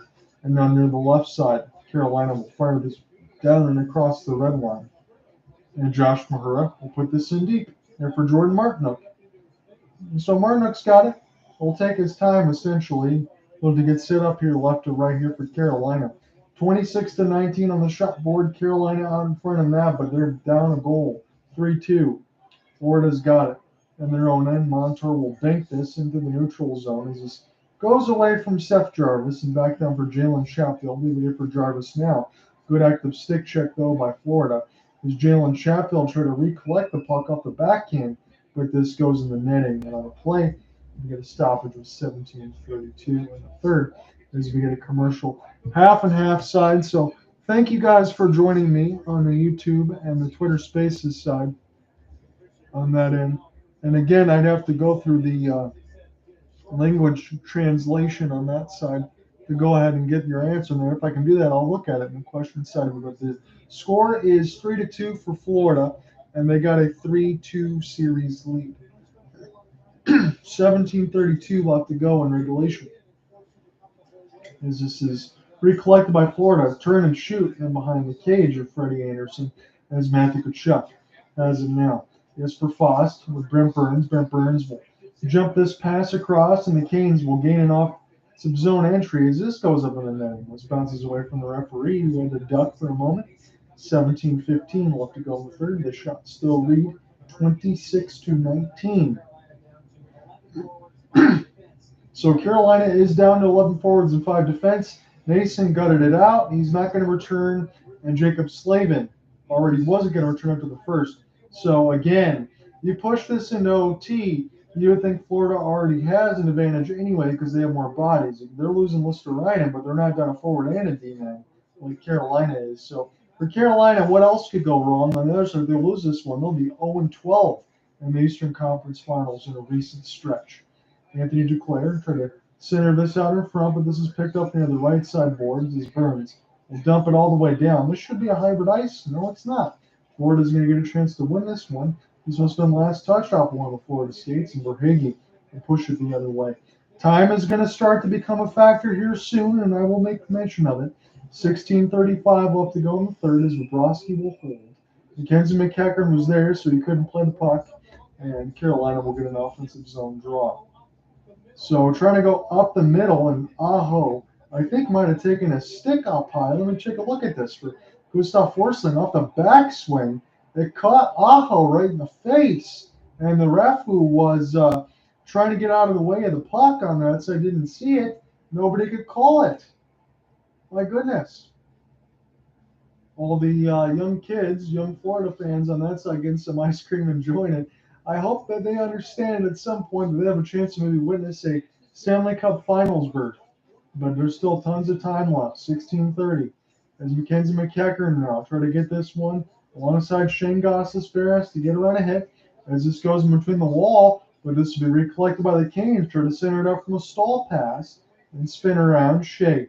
This will be fired at the net. This goes off the blocker of Bobrovsky. It's kept in. Here's a slap pass and a great block by Radko Gudas. As this is still in behind the net now.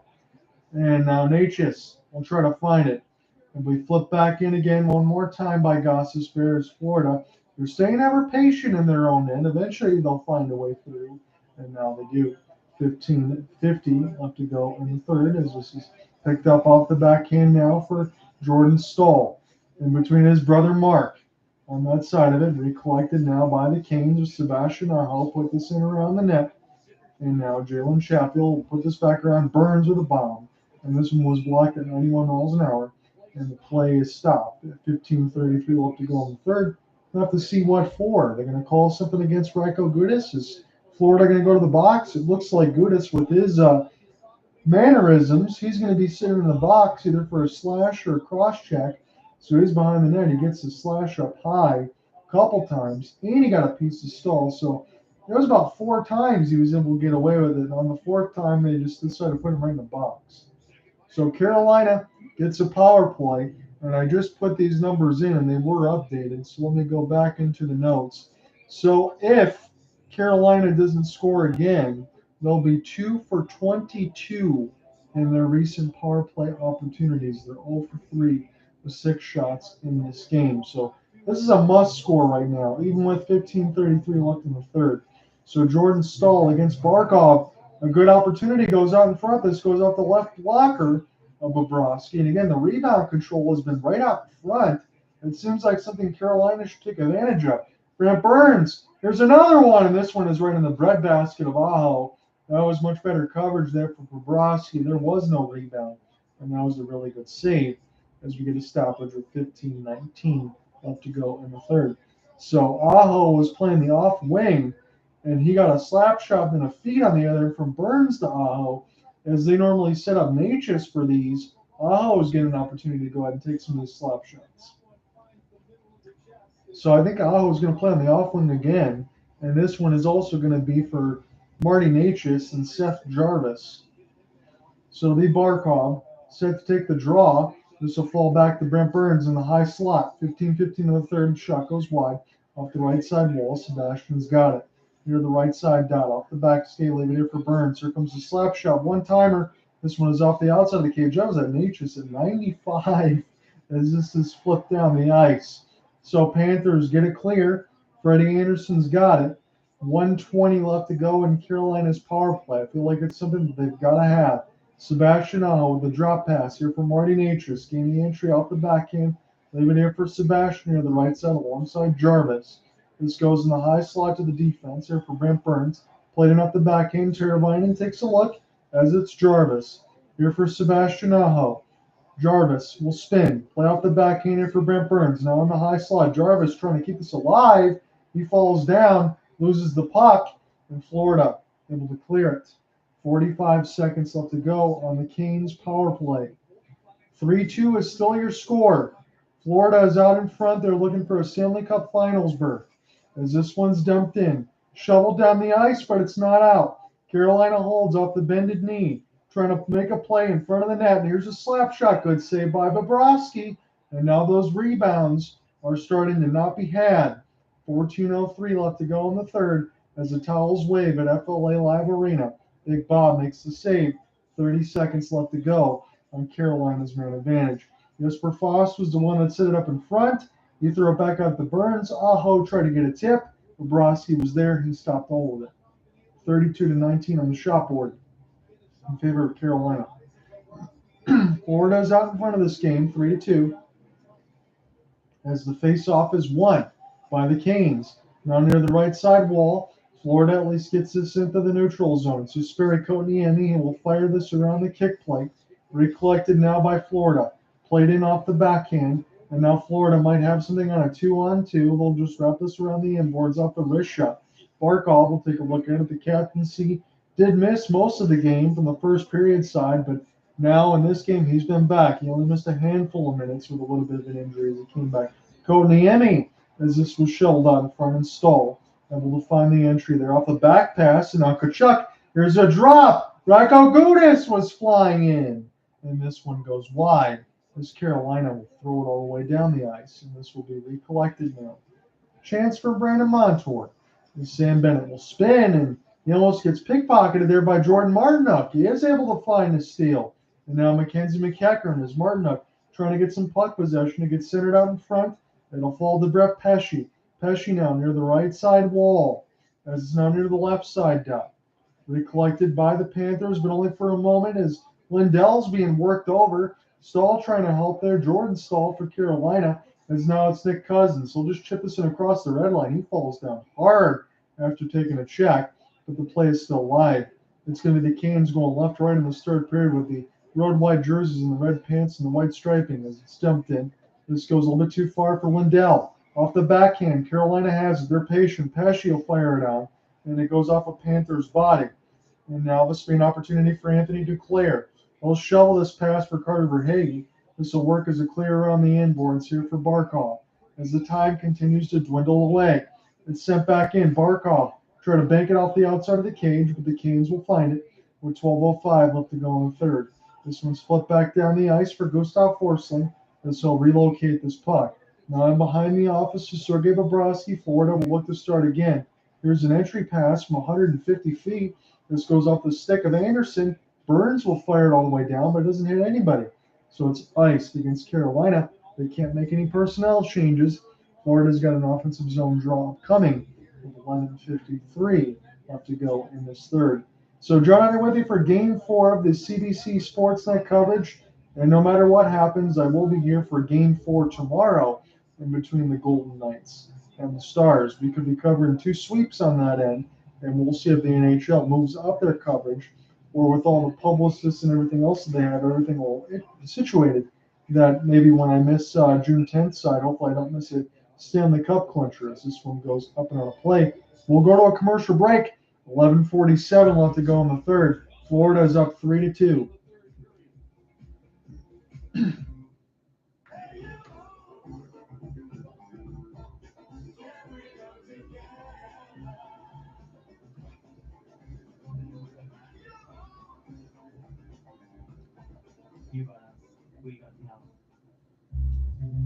How did we take our products to over 60 countries, secure financing, and make new connections?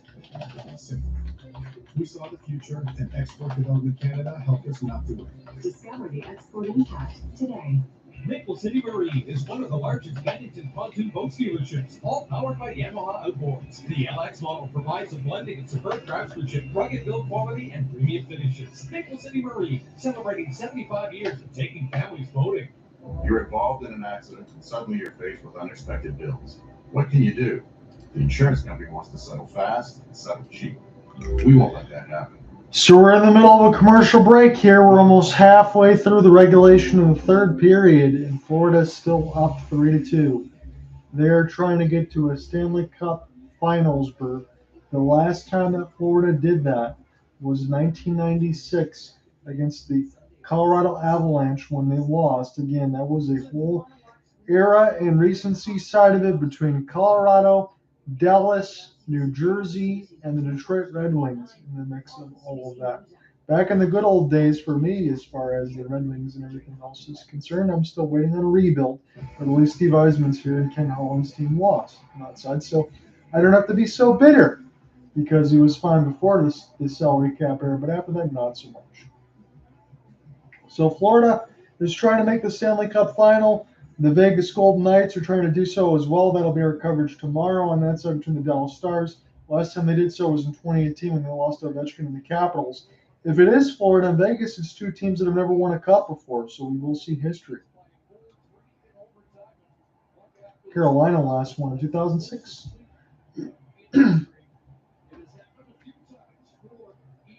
So 11:47 left to go in the third. It's a neutral zone draw. They're doing the wave at FLA Live Arena right now. We're getting close to halfway through regulation. Barkov, wrist shot. Good save there by Andersen. Closed the 5-hole stall. Lost it, but he was able to push that ahead and then just shoveled away, diving with the stick. Again, for Stahl, I know he's in the back end of that defense, but you think you want to get an upgrade there. Now a chance for Jordan Stahl. And Sergei Bobrovsky hits him up into the mask. He goes down, falls on it, makes the save, and it's going to be an offensive zone draw here for the Canes with 11:19 left to go in the third. So I will be all the way here with you, no matter what happens, and we will have our coverage at hopelesssportsguide.wordpress.com. So whatever you hear on the recorder side is all we get. Everything else you will not hear. But I will be back tomorrow as well for the Stars and the Golden Knights. It's going to be about an 8:15 puck drop as well. Shots this period are 7-2. Again, it makes you feel like the shots on goal don't mean too much because in between the Dallas Stars and Carolina kind of taking advantage of that, it's the other team getting a chance to get all the wins. As it's sent back around now for Shane Gostisbehere fired up in that. Recollected by Nick Cousins. Cousins at the end of a shift, I believe. And this will be put in across the red line now as Florida takes some changes. Bennett!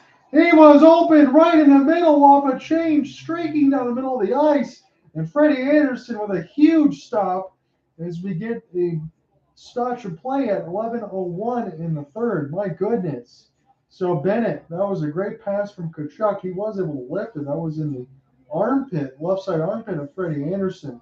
That was a monumental save right now for the Canes just to keep this within one. So 11:01 left to go in the third. The face-off is going to get set to be taken by Sam Bennett. He lost a second of game time, excuse me. This is sent back around now for Bennett. This is dumped down by Carolina, played in with a high glove hand, and they'll just poke this one in deep. As this is trying to get recollected by Gustav Forsling near the right side of the wall. And off the backhand, Carolina will put this in ever deeper as this goes now in toward the right side gut. Jesper Frost will turn and spin. As the Canes have it, they need a goal. Brett Pesce will fire this up into the netting. 10:33 left to go in the third. We'll do it again as far as the draw is concerned. 33-21 is the shots on goal advantage for the Canes. They don't care about any of that right now. They're looking at the scoreboard, reading 3-2. They got to get another one to keep their season alive. Florida Panthers, 7 straight games decided by 1 goal, 6 wins.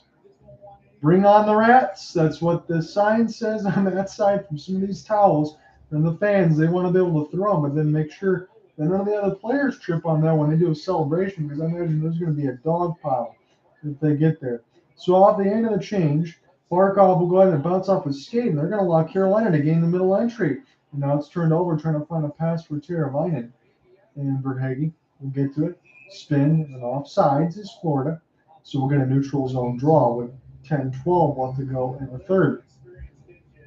So let me just go ahead and I'll give you a little bit of reset for those that are just joining. Your goals. Anthony Duclair, 41 seconds in. Tkachuk at 10:23. Paul Stastny made it 2-1. Thibaut Teravainen tied at 2-2 with 2:51 in the second. And then Ryan Lundberg, that fourth line, Colin White and Eric Stahl combined for a beautiful goal. Still near the right side dot. Cross pass from left to right in the crease. Lundberg scores his first of the playoffs at 9:49 in the second. And that is the latest goal of the game right now. As they're singing all the small things right now at the FLA Live Arena. It's Brent Burns! And a good save by Bobrovsky with the glove hand. A little bit of Blink 182. 9:56 left to go in the third. We're right at the halfway marker of regulation. And we're going to take a commercial break with the under 10 left. The Panthers are almost to the Stanley Cup Finals. Will they get there tonight? Let's find out. Come right back. The Jeep No Limits event is here, which means more trails to blaze, more challenges to meet, more sights to discover. Get into a Jeep Wrangler, the most capable Wrangler ever. Or Jeep Grand Cherokee, the most awarded SUV ever. Jeep No Limits is here. Time to test your limits. Right now, finance the Jeep Grand Cherokee for as low as 0% for up to 60 months. Sunset Miracle? Your call. I'm better at sorting out our mortgage, which was super easy with RBC. They paired us with our own mortgage specialist to give us helpful advice on our best rates. Get up to $3,500 and $55,000 out of with RBC Mortgage. No salary. There's no way we can have a supplement with that salary. You also said there's no way your brother would be staying with us for more than 2 weeks. He's got a good point. Hit that taco with more salsa. Right. Taco night doesn't have to be perfect to be perfect. Being there means being deep Russian force what they want. This is just a fraction of the mess here in Port Vast. To witness, to listen, to share. I'm so sorry about that. Adrian Andersen reports and CBC News Explore. Screen free. Representation matters. When people see themselves reflected up on the screens, it gives them a voice. And when you give people a voice, other people start listening. And when people start listening, things start to change.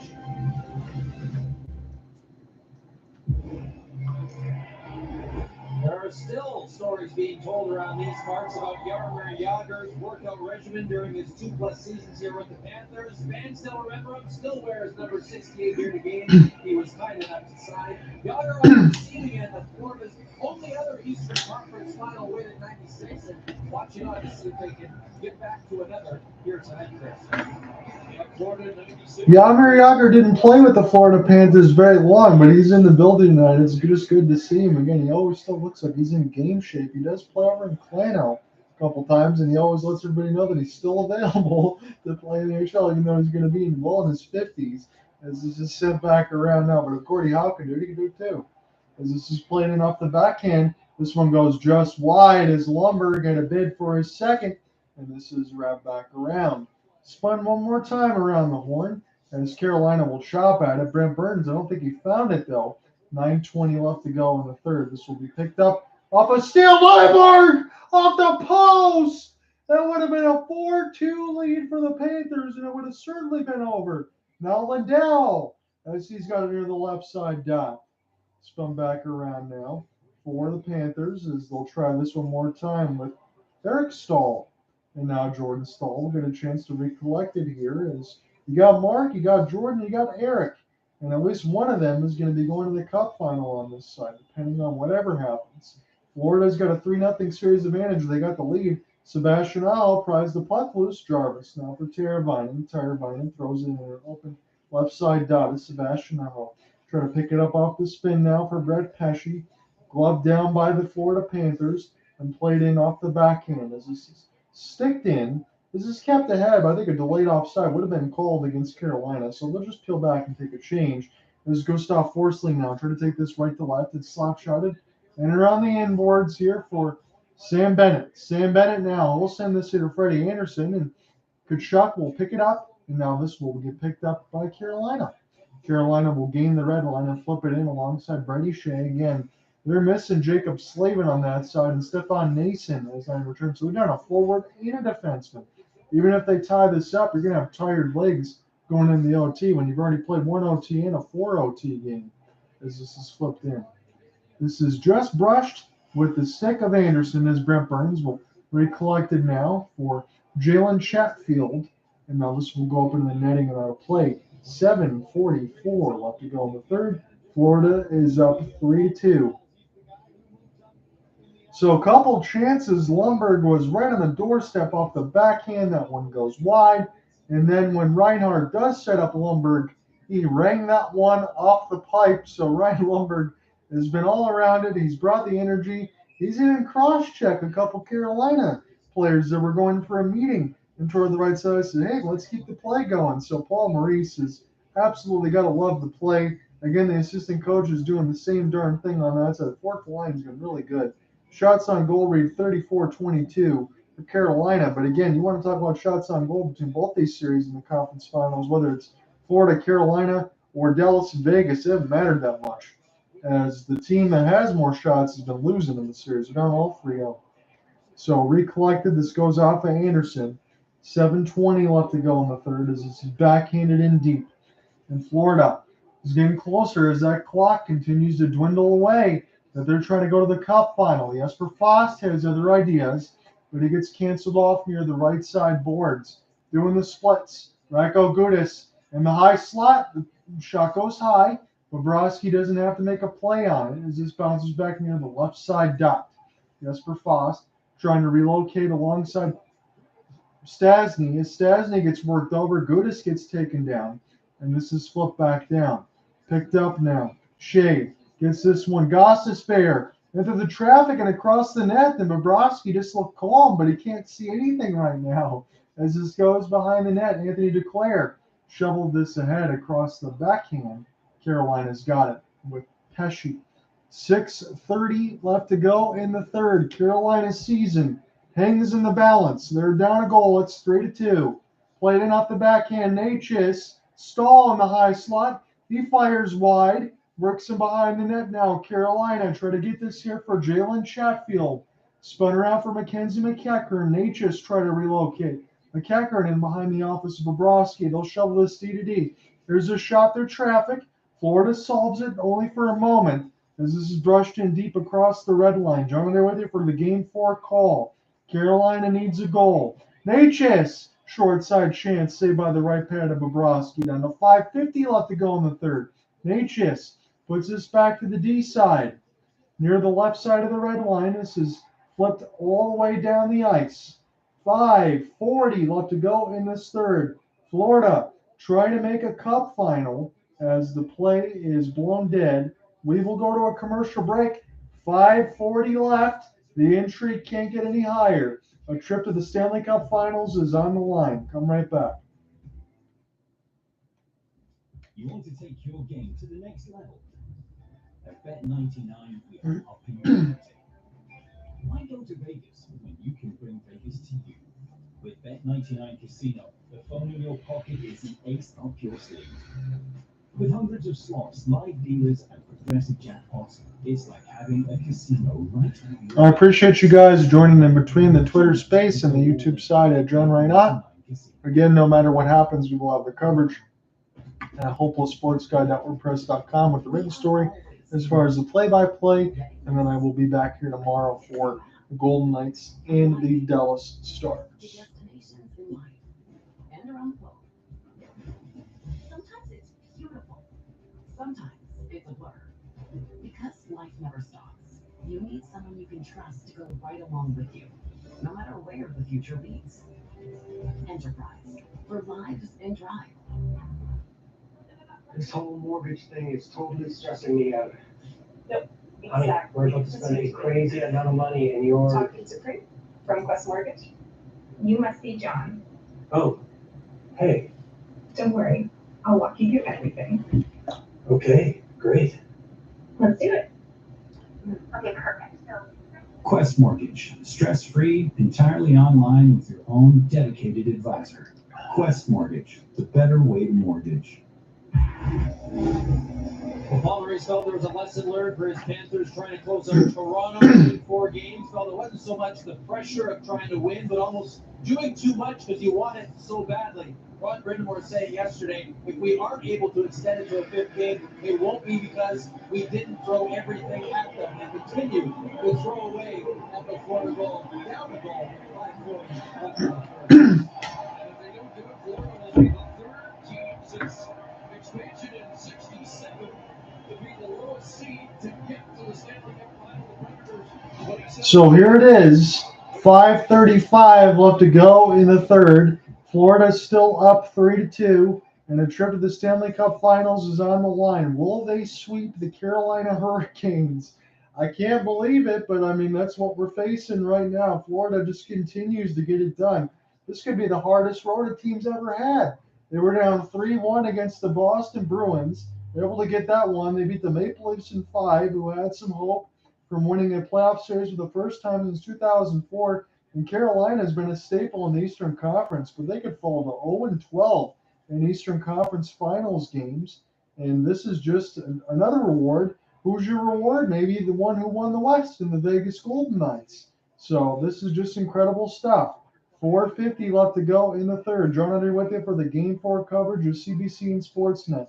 Panthers just trying to hold on to this lead as Carolina gains the entry in the offensive zone. Sebastian Aho trying to pry this loose now with Teuvo Teravainen. And there's a puck that's fluttered in across, and Anthony Duclair will find it as this is spun back in behind the defensive end of Gustav Forsling, and will get it out. Played in off the backhand now for Carolina. And off the touch pass, Florida will almost get this in the offensive end before it falls back to the Canes. They got to make something happen left to right, but Teuvo Teravainen gets stick lifted, and Anton Lundell has got it.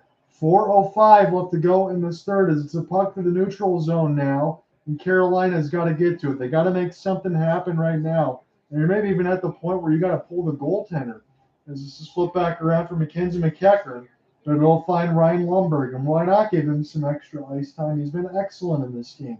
Brady Shea has got it. Again, Carolina in the road whites with the red pants and the white piping. They need a goal. They got 3:40 left to do so in the third, or their season is over. Florida lost it. In the middle of a slot, good save by Bobrovsky with the left pad, as Florida is able to locate it now, and the towels will wave at FLA Live Arena. Here's a good pass for Stastny, sent across and shot wide near the right side boards. Tkachuk trying to locate, scores! Carolina ties it up.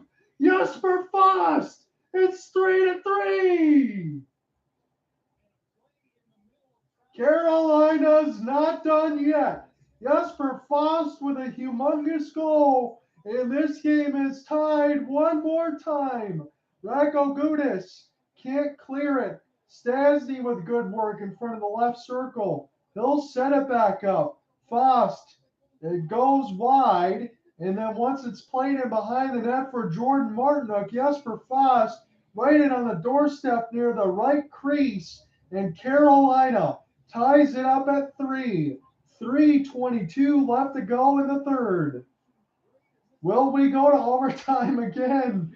Marty Necas will flip it in. Florida's got it. As it's near the right side dot, it's Alexander Barkov. Aaron Ekblad trying to provide a pin. So now Carolina has the goal they needed, but do they have the fortitude to get one more for the end of regulation, or will we need overtime? Again, this would be every single game that I've covered so far in this series. I didn't get a chance to cover Game 3, but every single one I've covered so far in this series could go to OT. And every game I've covered in the conference finals, they go in OT, because you got the first two in between Vegas and Dallas, and then 3 out of the 4 on the side for Carolina and Florida. So Jesper Fast, 16:38, Martinook and Jalen Chatfield as it's tied at 3. Burns gets the entry now as this is slap shotted in. 2:50 left to go in this third. Seth Jarvis has it now near the right side dot. Martinook and Mackenzie McEachern will try to locate Aaron Ekblad. Lost it. Carolina will fire it in as this goes off the glove of Bobrovsky. 2:35 left to go in the third. Carolina's just scored, and maybe they can get something else to not even force overtime. Sebastian Aho, Brent Burns. Carolina's finally scored some goals. There's a slapper there for Aho, but this one gets blocked by Gustav Forsling. Picked up by Florida now. Florida now doesn't seem to be bothered by anything. As this is Reinhart. His shot. This one will go wide. Florida and off the window. Try to shoot it off the outside of the cage. I think the net partially went off its moorings, but it definitely went up and on a play nonetheless. 2:09 left to go in the third. 38-23 on the shot board. Jesper Fast has tied this game at 3. And I feel like we're going to be going to OT. Sam Reinhart with a sweet little play. It was 1-on-3, and then Verhaeghe tried to fire one. This almost went off the outside of the cage. Freddie Andersen maybe almost thought about pulling the net off its moorings. 2:09 left to go in the third. Alexander Barkov set to take the draw. Barkov, he can't win it, as this will fall back there for Pesce, but Declare will be the first to get to it. Barkov's chance. Up and on a play, off Shea. 2:02 left to go in the third. 38-23 on the shot board. Carolina out in front. On that side, at least, but the score line reads 3-3. So they're up 38-24 on the shot board, but they just tied it. Courtesy of Jesper Fast. Barkov against Stastny. Try to take it now. So Paul Stastny can't win this one. Being an opportunity now for Declare, as this is spun back around and turned over. It's a 3-on-2 for Carolina. Jesper Fast. There's a bounce pass. This goes in between some skate blades. Bobrovsky down. And off in the butterfly, as players will come together, falling on top of each other. Sauce pass picked up near the right side. Fast into the traffic off the deflection. And that was saved by Bobrovsky. There's a rush the other way for Carter Verhaeghe, but this will be knocked away by Carolina. But here come the Panthers. Verhaeghe still with it, trying to get around Stastny. And this will be a drop for Matthew Tkachuk. Again, overtime, his abilities seem to activate Matthew Tkachuk. 1:15 left to go in this third. It's a 3-3 tie. Pesce now for Shea. Again, they're down to 11 forwards and 5 defensemen. They're missing a forward and a D on that side for Carolina. As it's recollected now off the backhand, it's Aaron Ekblad and Gustav Forsling. Forsling falls down, and Aaron Ekblad still able to locate it as we're down to a minute left remaining in the third period. And a penalty being called. It's a tripping call against the Hurricanes with 57 seconds left in the third. What an awful time for that. And Florida is going to have carryover power play time in the OT if nothing else.